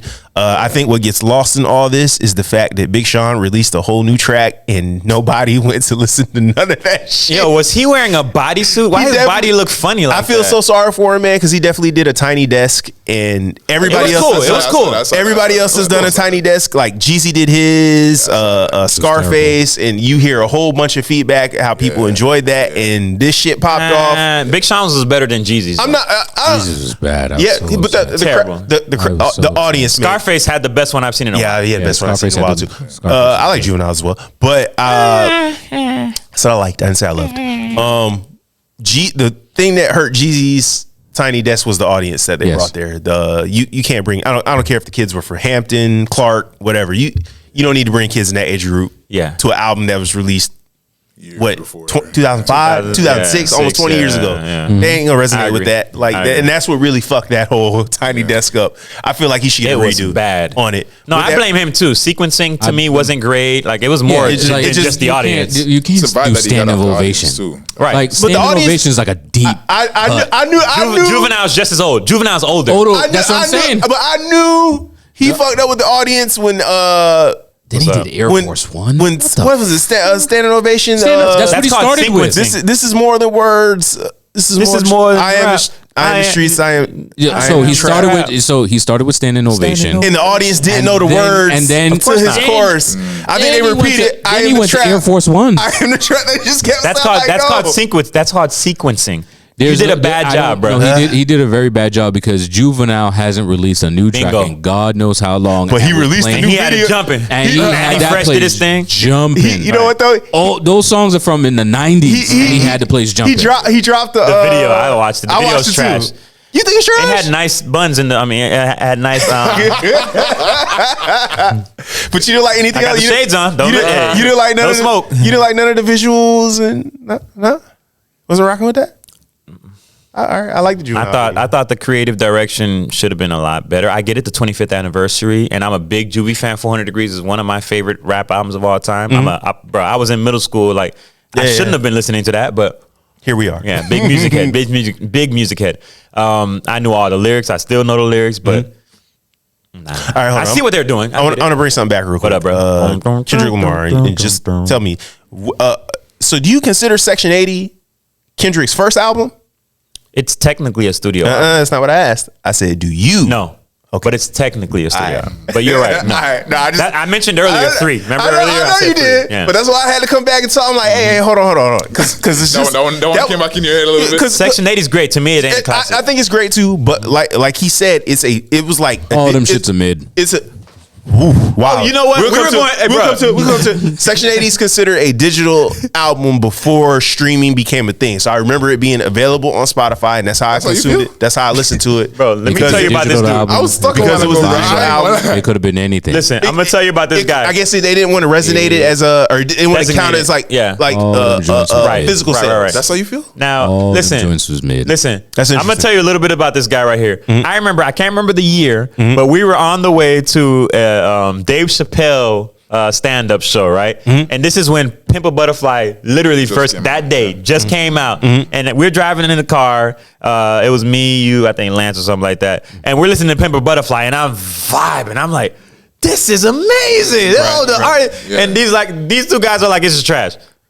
I'm like, what Interesting. the hell are y'all talking about? The Pimp a Butterfly is one of the greatest albums It grew of on this me. past It grew on me. of the past like 15 years, 20 years. I That's didn't, how you feel for real? I didn't love it like that when I first heard it. I thought it was cool because like I think you made the comparison once. It's basically just a revamped version of Doggy Style, right? Like it's just a more current version of that. The song where he was crying threw me off at first, but that grew on me. That was the only one. Everything else to me was freaking like amazing. This is dope. Like, wow, this is different. Yeah. I thought it was great. So Good Kid, Mad City, that's considered the first. That's amazing. That's considered. That's amazing. So most consider that Mid. the first Kendrick You don't like that album. one either? No, that's NoName, by the way. NoName said that. Bro. All right. All of them. Yo, you tweaking. Mid. You tweaking, bro. All of them. You tweaking. Mid. So what is considered, I guess, like a great album to you? I bet you think Channel Orange is trash too, huh?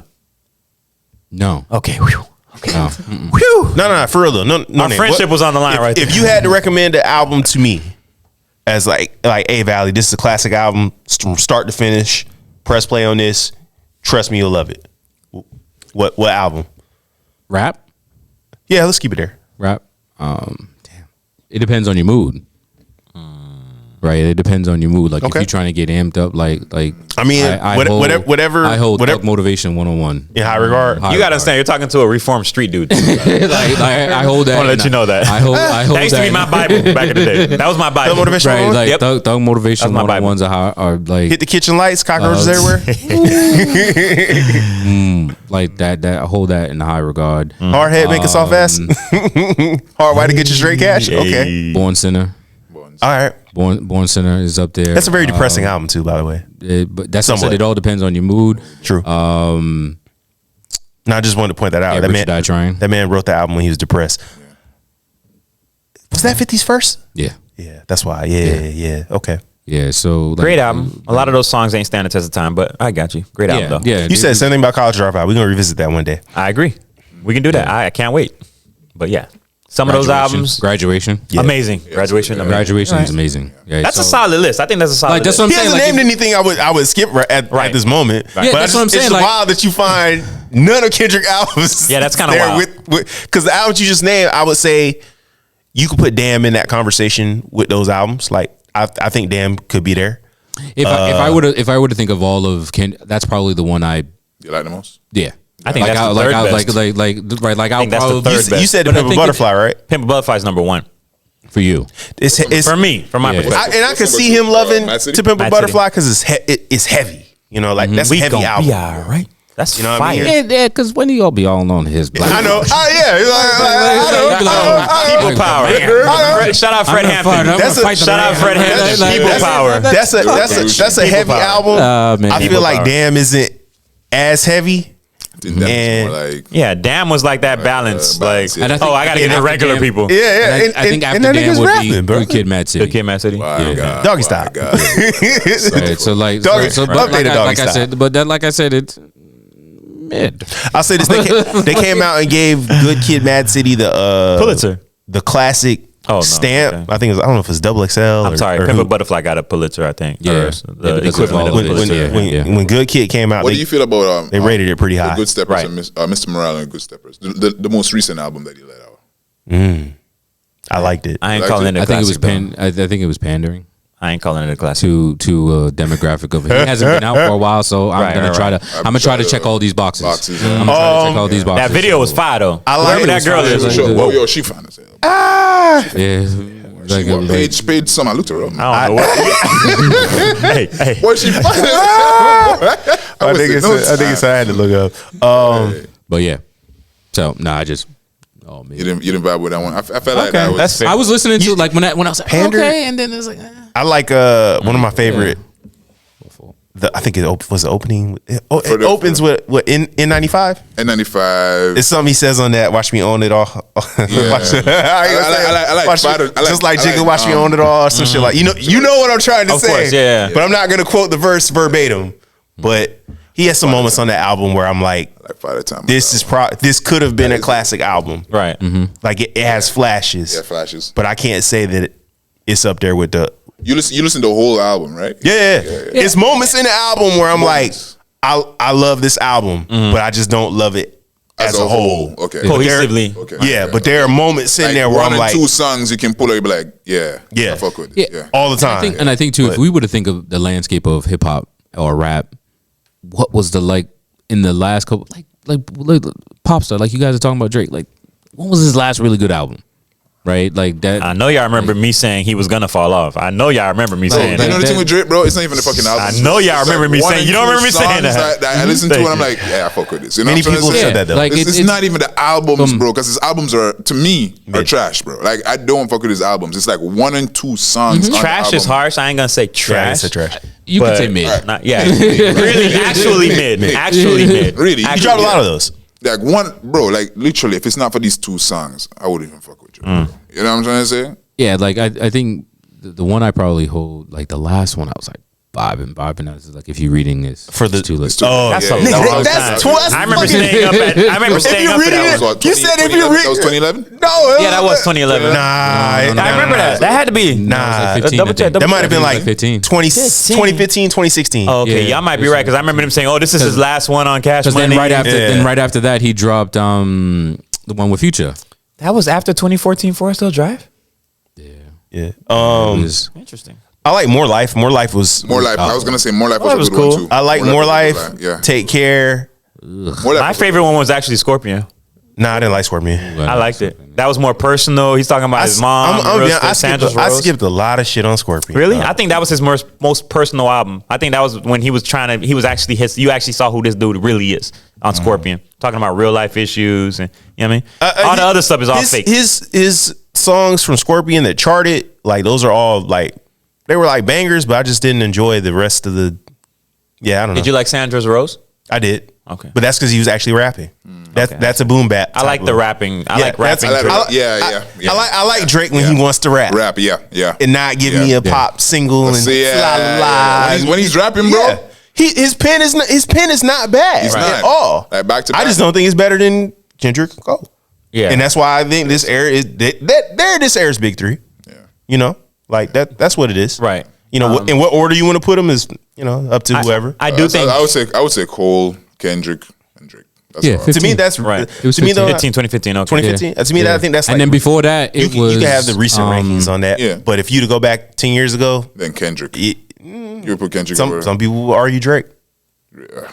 and then before that was Some. nothing was the same Some. nothing was the same and if you're reading it, which was a mixtape, It's already too late. it's already too late. Those are like after that, those were it, and then it just I'm gonna tell you this. Where was and the then he one- just singled us to death. What's after the one? that. What's the If one with his you- face on it? The sideways face. Yeah, that's the one That's I'm talking nothing about. was- Nothing was the Nothing same. was the same. That was a good That's one, too. 2013. That was a good one, 13 too. and then That was a good 15 one. and then That he was just rapping singles Drake, us to man. he just singled us to death for the rest of the time. So it's two ways you can look at this, right? What's up? You can look at it the way that NoName and Chris are saying that it's like, these albums are mid and it's only like a few songs or 1 or 2 songs in here that bang. Or you can look at it in this way. Hey, this artist has to make music for everyone. And every project he releases, I always find something in there that I like. And that's just kind of how you That's have why to he's a pop star. Drake is What a makes him a pop product. star, That's why I right? say he's Drake is a pop star. product. Yeah. Yeah, the industry. Drake is a Industry, baby. result. Drake You could is say. Jewish. Drake is a result of a lot of calculations. Yeah. Drake is a result of a lot of moving parts. And Kanye. Drake is a product. Drake, what they were saying about Drake a long time ago, yeah, he signed to this guy, that signed to this guy, that signed to this guy. Yeah, you're a product, bro. Pushed in a lot. Why you think Drake still got a tour? Why you think Drake can never take a break? Remember he said he was gonna take a break? Can't. Pusha did He's a product, and he owes too many people too much money. Pusha T told us the truth on these diss records. He did. Yeah. And Drake hates him for that. Yeah, he does. And Drake can't wait to run into him. And probably will still lose. Like I don't think Pusha T can fight. You think Pusha T? I don't think that's a beef that'll ever be like face to face. No, he exposed too much about Drake. Yeah, Drake hates that guy. That's fine. But you know what? So I heard someone say this along the way. Like, this is the thing about Drake. You can throw a shot. Like, we see how he handled the Meek Mill thing, right? Like, he kind of got Meek up out of there. That's Meek Mill. Yeah, that's Meek Mill, right? Officer. But what happened when you ran into somebody that actually fucking hates you? Right? We can all agree. Push probably really hates this dude because the Instagram is pretty bad when you gotta cry to Instagram and Zuckerberg and them and say, "Hey, I need y'all to take this man's story down because it's slandering me on the internet way too much." That's how he plays, bro. Like that says a lot. Yeah. And he's still hanging on to that. Like he's still upset or about run into it. somebody that can actually rap. Like Or that. You notice he didn't respond to Joe. But I'll say this. Well, he's not. That was a long Instagram rant. Though. Yes and no. Technically, he responded to Joe with an Instagram caption, and then proceeded to do everything that Joe told him to do. You fast. on the fucking album. No, I'm talking about like the beginning, like the first one. Very first time. Nah, he wasn't rapping with Joe. Yeah, that's what I'm saying. So that's the thing. Drake, you know what the Drake is? Drake is the Quentin Miller.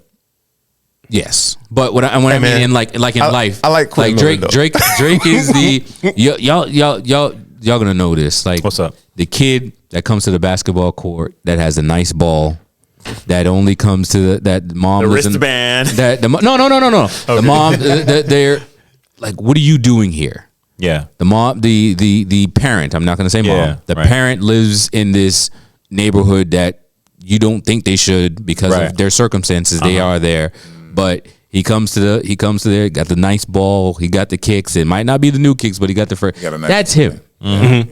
He's cool. He's really talented, but like he needs a push, right? Like that's the dude. Like yo, yeah, he's nice. I'm gonna pick him up. Blah blah blah blah. He's a cool dude from around the way that just got put on. Right? They were like that. It was talented and just got put on. So it was like, all right, we're just gonna just funnel all of this energy into it. Like he was in Dr. Dre's writing camps for a very long time, and then he had to. They're like, yo, you're nice, but you out here with these chicks are just running you ragged, right? You know what I'm saying? And then finally, it was some mafia shit that got him really signed. Hence the reason why he can't do nothing. That's literally like you know what I'm saying. So I just remember that. Didn't they send him to Houston? That's how we got. That's how we got with the mafia. Yeah. That's the beginning. And don't forget, Lil Wayne's manager Cortez Bryant. I remember watching the interview when they were talking about how he found Drake or how Drake was bought to him, and I remember him literally saying. And for those who don't know Cortez Bryant, I believe he is a part of the LGBTQ community. I remember how excited he was when he found out that Drake was light skinned.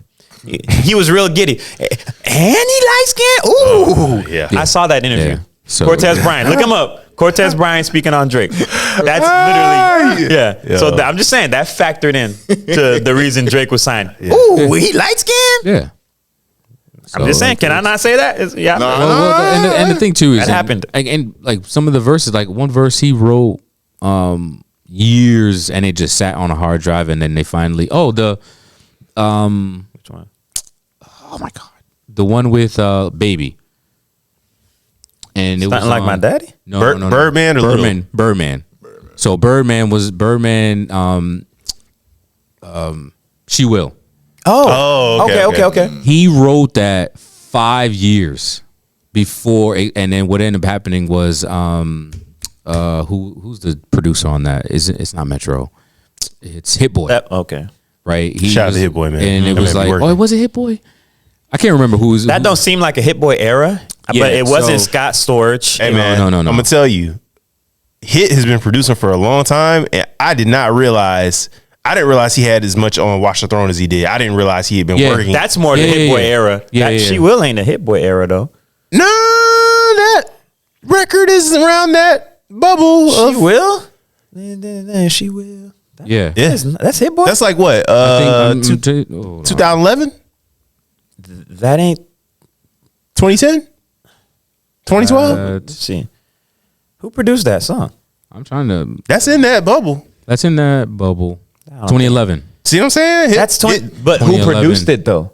T minus. Thank you. I'm like, T-minus. that ain't Hit Boy. That ain't the Hit Boy. Yeah. T minus. So T minus was talking about it. Was like, yo, it was on a hard drive, Right.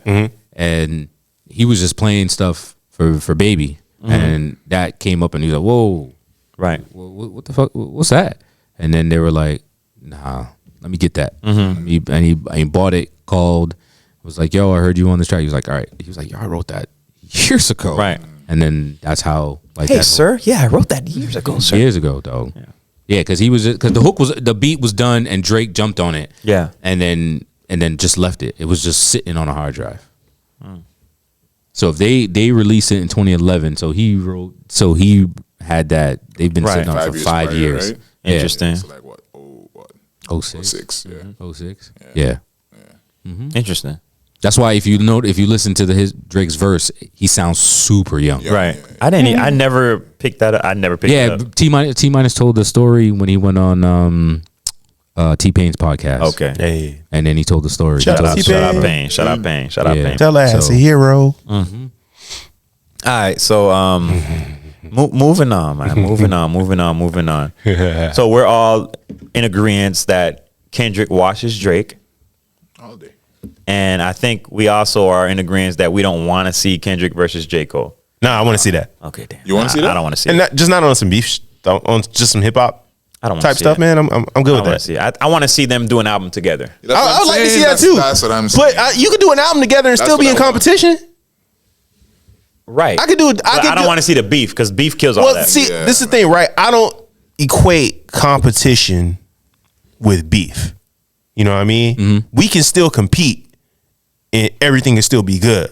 Like 50 and Kanye did that with Graduation and what was the shit with AO Technology? Massacre. Yeah. So Massacre and Graduation did that at one They didn't point. do an album together. No, but they pitted their albums against each other in They 2000. never did a song together.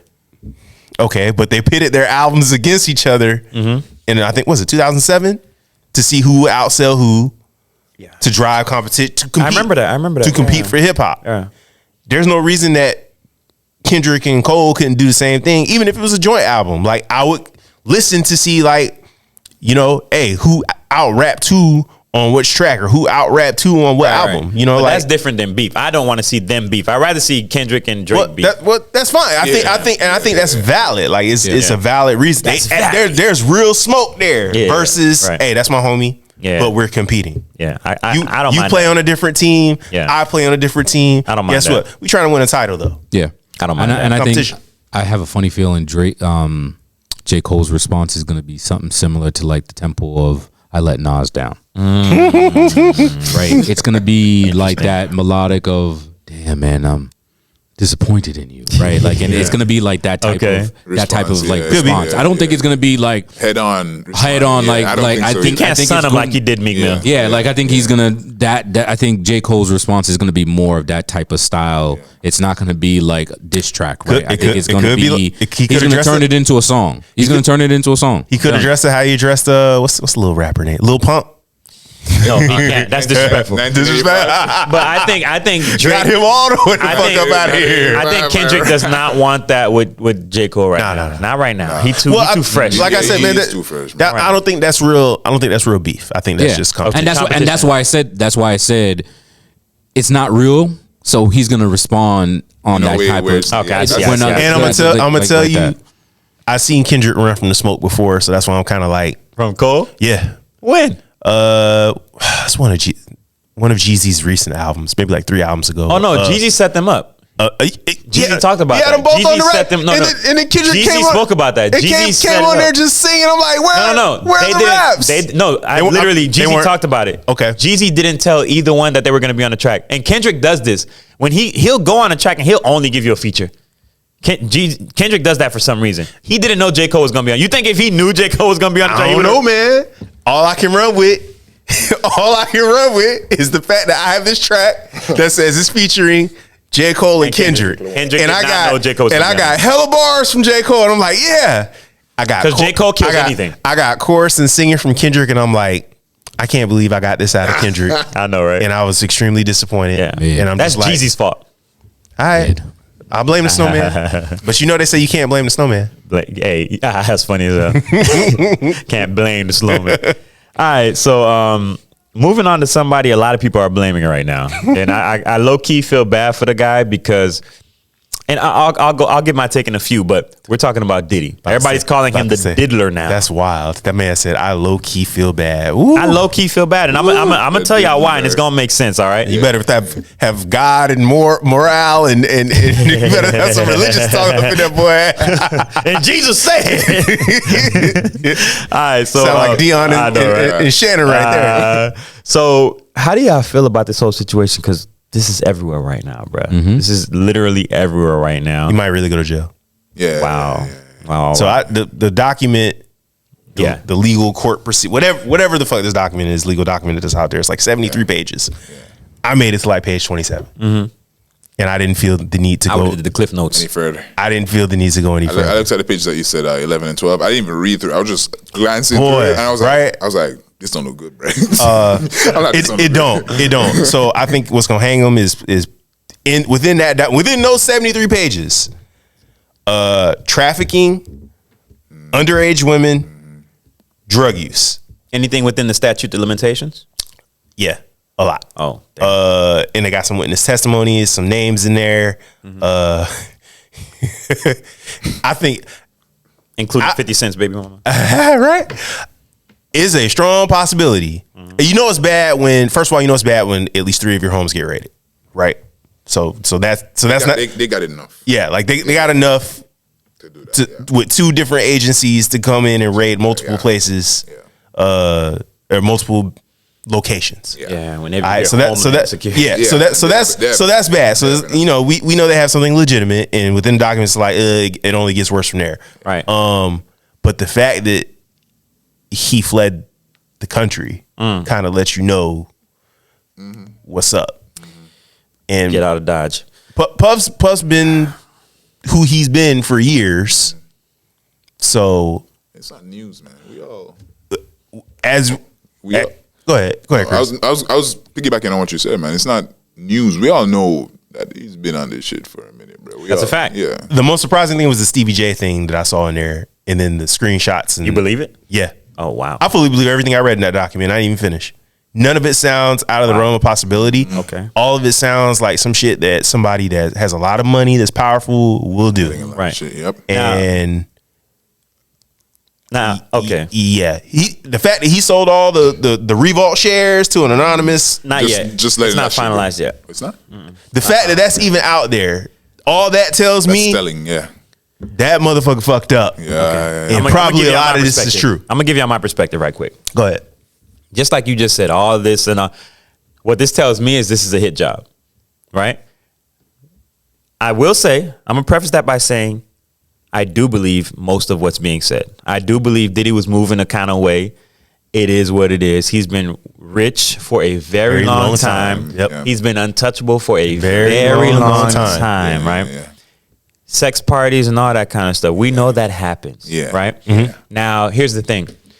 I think there is an element here that pays you a visit when you start to get off script. And I do believe that Diddy got off script. Diddy, you're supposed to sell them liquor. Diddy, you're supposed to make them party and YOLO and this and that. Diddy, you're not supposed to be talking about love.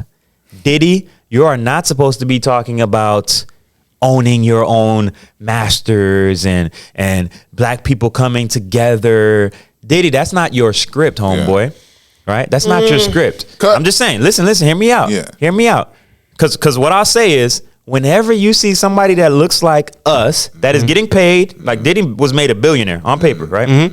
Whenever you see somebody that is on that level, whenever you see them deviate from whatever they're making money at, leave that and start talking about something else. He talked about starting a TV network. Like he has Revolt, but Revolt's not a real TV network. He talked about buying a TV network. The things he has said, the messages he has put out there, black people come together and Diddy's been saying this kind of stuff. That ain't Diddy. He's been saying, no, not forever, recently. Oh, hear me out. I'll push back on You that. think man. okay? You think they didn't know Diddy was doing this stuff for decades? They did. Yeah. Okay, right? When you deviate, it's the same Epstein stuff. You think they didn't know what he was doing? Like they have this stuff on you, and when they're ready, they knock on your door. I don't know to what degree. Like I can't point to he did this to trigger, this domino effect. Because I'm gonna tell you, I've heard him talk that empowerment shit for a while now. Since when? It ain't been more than 5, 6 years. I beg to differ, bro. I remember voting. Vote or die? That ain't the same. Vote or die. My president is black. My Lambo. Vote or die ain't the same thing. So you don't think him showing up to when Barack gets elected and wanting to be out there along with all the other black celebrities to see the first black man become president? Fat Joe is dapping up Joe Biden, bro. It ain't the same. Look, I mean that's a gimmick though. I don't Exactly. It was a gimmick. I don't have an issue with that, but what can we point to say that this is what he's been doing? That's suddenly now the establishment wants to take him down. Okay, Diddy actually was suing Diageo. Diageo is $100 billion publicly traded company. But so you playing with big money now. But we're gonna knock on Cassie's door and ask Cassie if she wants to testify. My question is, did he finish the lawsuit? He was actually, bro. They were deep in that lawsuit. Yeah, I know they were deep, but I heard they ended up settling or something. No, they did not. No. So they didn't settle. No, that's not how. Okay, this is how it went. Okay. Diddy was actually looking good until all this stuff happened. Yeah. When this stuff happened, he settled for a loss. Yeah. Diddy lost everything. In that case, Jay-Z just did this a few years ago. Yeah. Mm-hmm. Jay-Z just did it and won and settled and actually came ahead and won. Yeah. Diddy tried to do it knowing he got skeletons in his closet. Yeah. Diddy expected, quote unquote, black people to stand with him a little more. Black people did not. Yeah. Black people did not. I'm telling you, this is how the Diddy situation happened. So you think solely because of you're suing $100 billion publicly traded company. I'm trying to tell you something. I'm trying to tell you something. You're messing with big heads, man. Powerful people. Like, so if you tell me that's what, are you telling me that's what probably did him in? I'm saying it's complicated. So I'm saying yes, he been moving foul away for a long time, but he got on his Monique and he got on his Cosby, trying to tell black people to do better. And in this country, you can't tell black people to do better. Black people have to stay, just like Haiti. We talked about. Yeah. For the people who's winning to continue winning, this got to still look like this. I just want to make sure I'm not confusing. When you say told black people to do better, you mean like Bill Cosby told black people to pull their pants up. Monique told black people to stop going out the house in pajamas. So that happened. That didn't happen. That happened. So those messages that are sent to those messages that are sent to black. So if you tell Black America, hey, Black America, look at me right now. Look at me. Do better. Captain now. You're telling me once you say do better. That's when the establishment says, "Hey, they come for you." Who has said that? It's time. Who has said that and fared well? Dr. Umar. Do better. Hey, you gotta follow me. You see him on somebody's platform every other week talking about don't be a milkman, don't chase the snow Dr. Umar, he says. Dr. Umar, he says. Man, and I like Dr. Umar sometimes, man, but that ain't the same. Dr. Umar don't got the power to make these things happen. So Diddy did. Diddy was a billionaire. The reason I say that is I'm just. Please. Poking the hole. Please ask me questions because I want to get more of this out. We see countless black people. There are black people that are in positions of financial wealth and positions of power that go on platforms like we see it on Earn Your Leisure. Who? Who are you talking about? Like black people that are powerful? No. Billionaires that are actually out here making moves that can actually bear fruit. Okay, so like for example, I think his name is Byron Allen. Attempted. I think he's attempted multiple times at this point. Bingo. To buy. That was the key word. Okay, that's fine. He's attempted to buy black entertainment television back from Paramount. I believe him and Tyler Perry, and I think at one point Diddy was involved, and I guess that's quietly going away now. You do remember why Byron Allen sold it, right? You remember? No. That was Bob Johnson, not Byron Allen. You're right. Byron Allen. You're right. I know. We all look alike.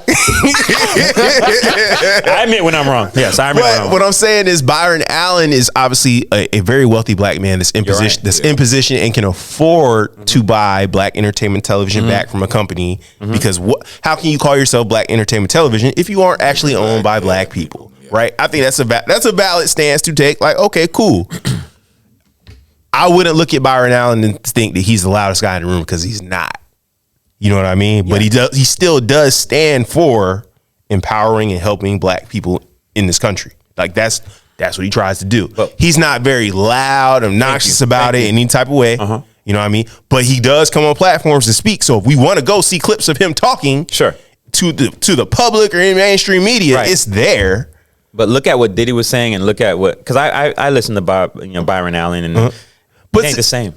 So you don't think they're saying you don't think they have the same message, or they just don't convey it the same way? Because I would say definitely don't convey it. Yeah, I would say they don't convey it the same way, but I think they still do have the same message. I think it's countless people that have the same message, just how you get it across. Now, if you're telling me, hey, Puff too loud, Puff's bringing too much attention, hey, too many people are listening to Puff. They have different cachet, bro. I'm sorry. Puff Daddy has more power than Byron Allen, and he has always had more power and influence than Byron Allen. You know how powerful music is?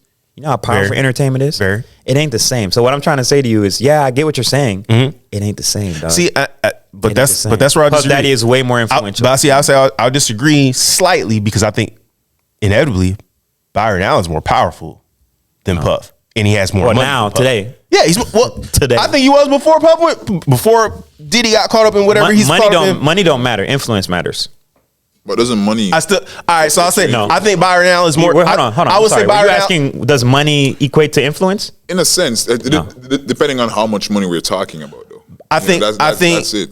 Byron Allen's more powerful simply because Puff cannot afford.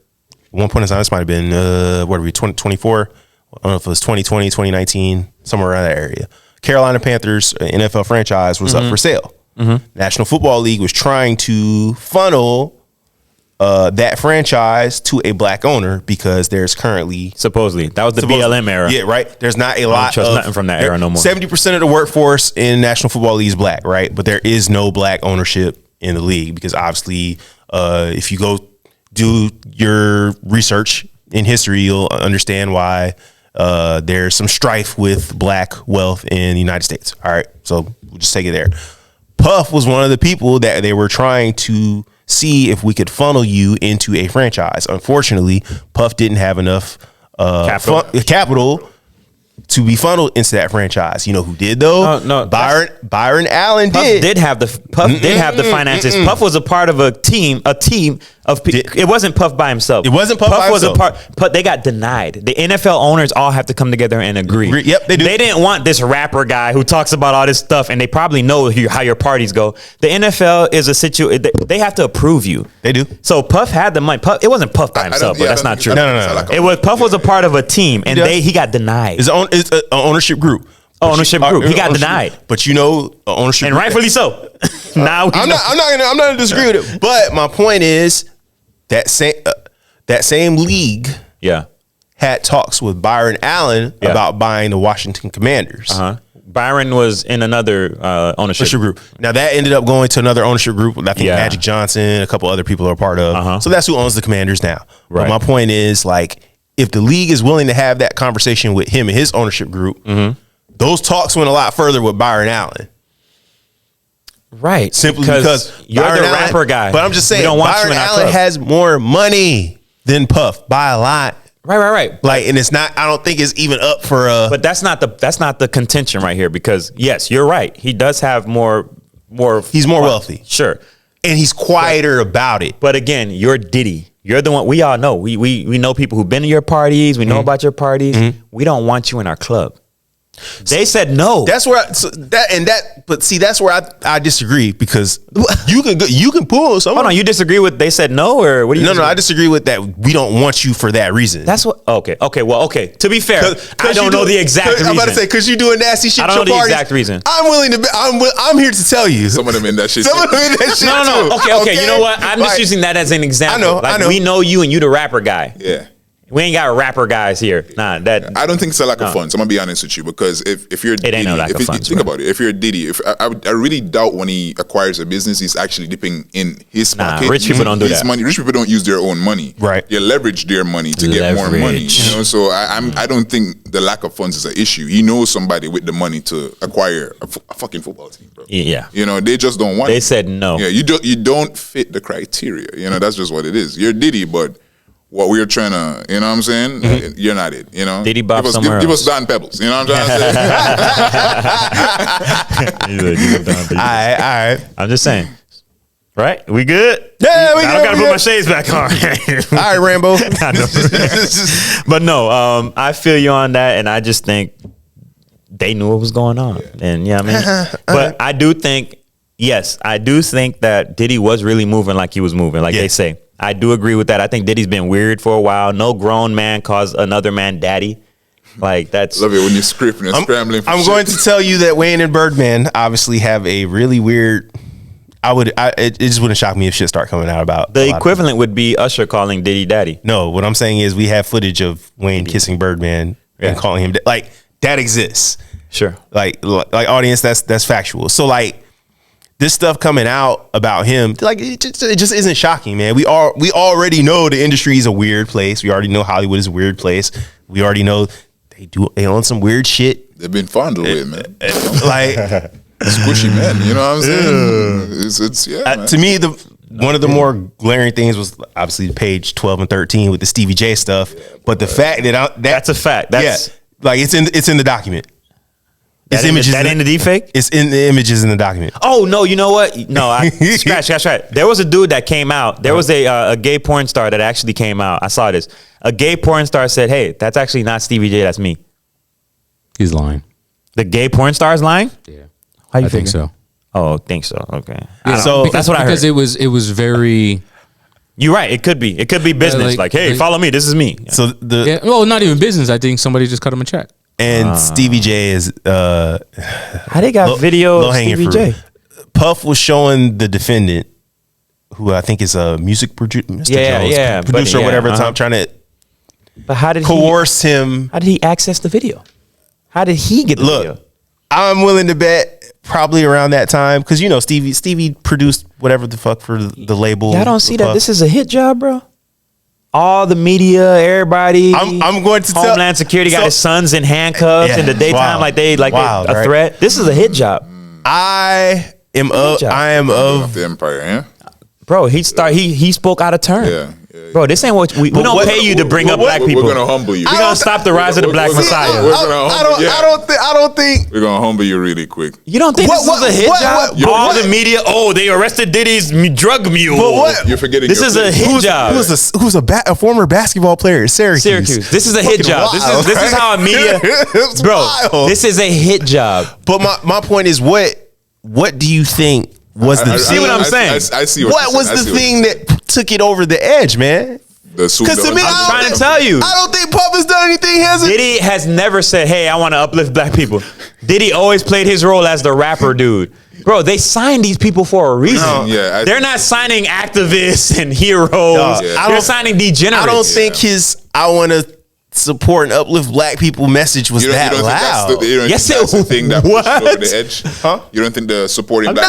Nah, if he was gonna get pushed over the edge, like why didn't it happen? Bro. When, hold on. Go ahead. I'm saying if that was gonna happen or it was gonna happen that way, why didn't it happen when Nick Cannon got flamed for the anti-Semitic stuff he was kicking on his podcast when he lost Wild 'N Out and they tried to kick him off all those shows?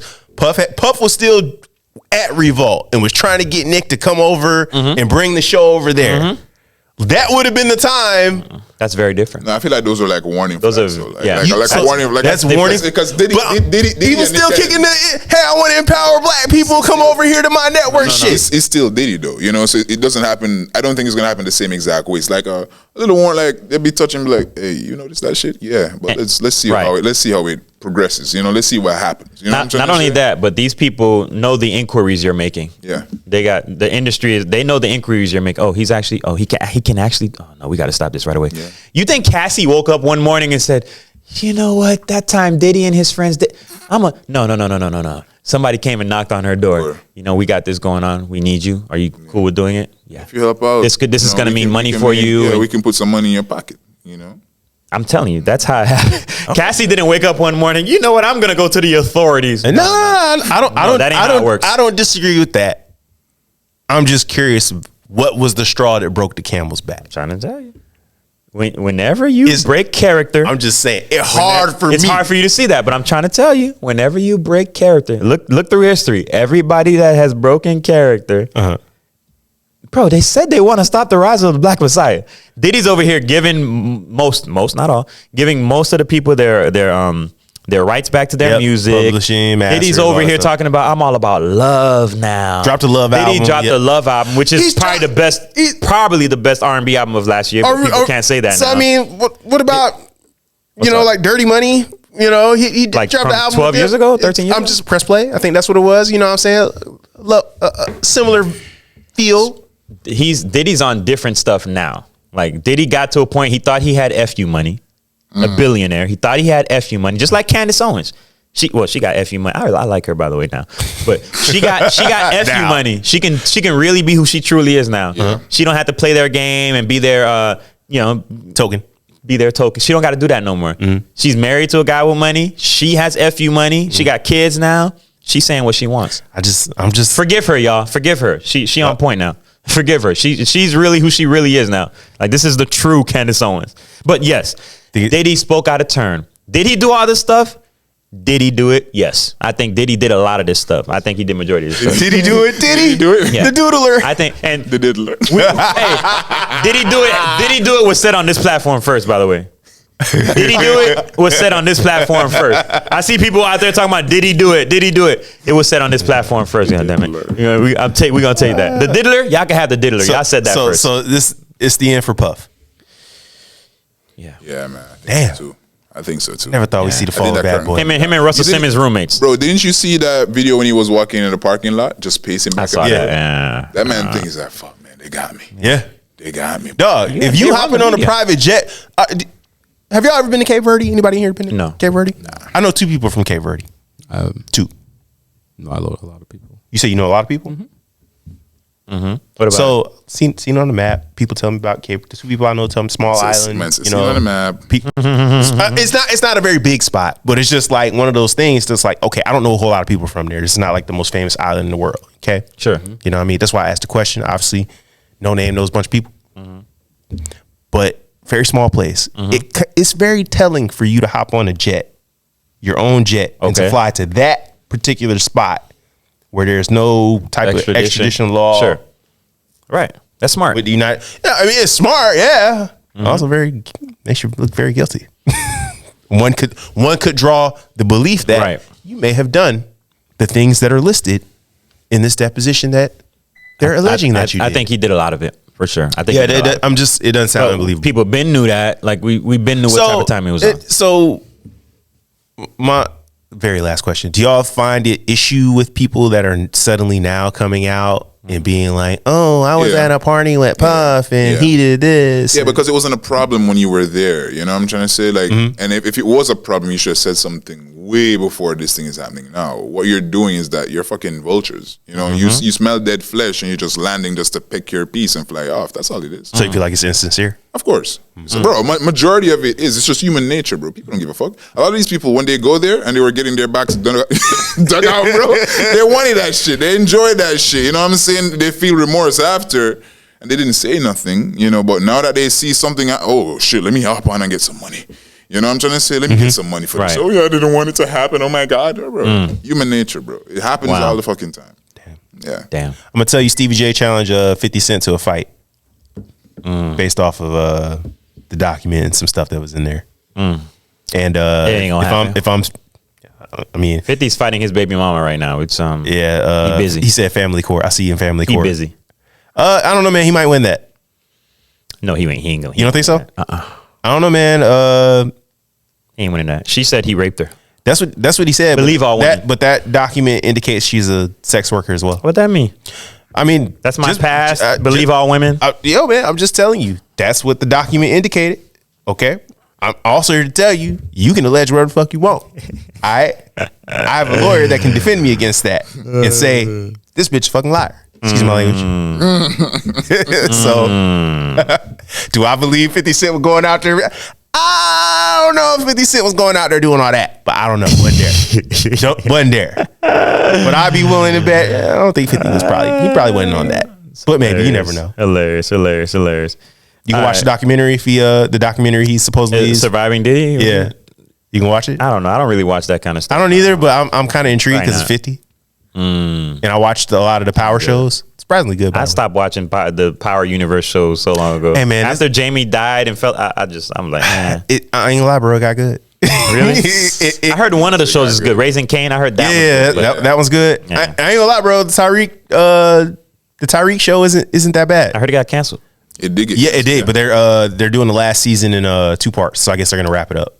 Good. It's like a part 1 in June and then part 2 in September. Gotcha. Yeah. I think that's it for Scrap Metal Media. This wasn't long, but we've been gone for a week, man. So yeah, y'all come on. It makes sense. And y'all talk about wanting more. So enjoy it. Enjoy it. I hope y'all enjoyed this conversation. We did a lot, all right? Just for y'all. We did a lot. Plus a lot happened too. So a lot happened. Yes. Makes sense. A lot happened too. Right.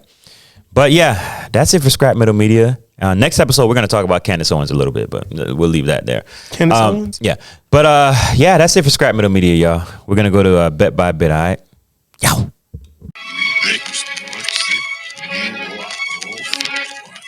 This ain't just a prediction. This is Bet by Bit. The Bet by Bit prediction of the day is: the heat is on. These are lucrative times for the for-hire think tanks. Their bosses are wondering, what do we do? Which way to go? How do we keep our clutches on control? How about we spread the message to corporate-run media? They got our back. Use divide and conquer tactics, kind of like Tariq Nasheed and the FBA movement, or even red or blue politics. How about we poison the food with chemicals and use the power of suggestion just to kind of confuse a generation of children? Something is bound to pay dividends, right? Nah, let it go. Let it go. The walls of the Red Sea are crashing down. That's all I got for the time capsule. Peace.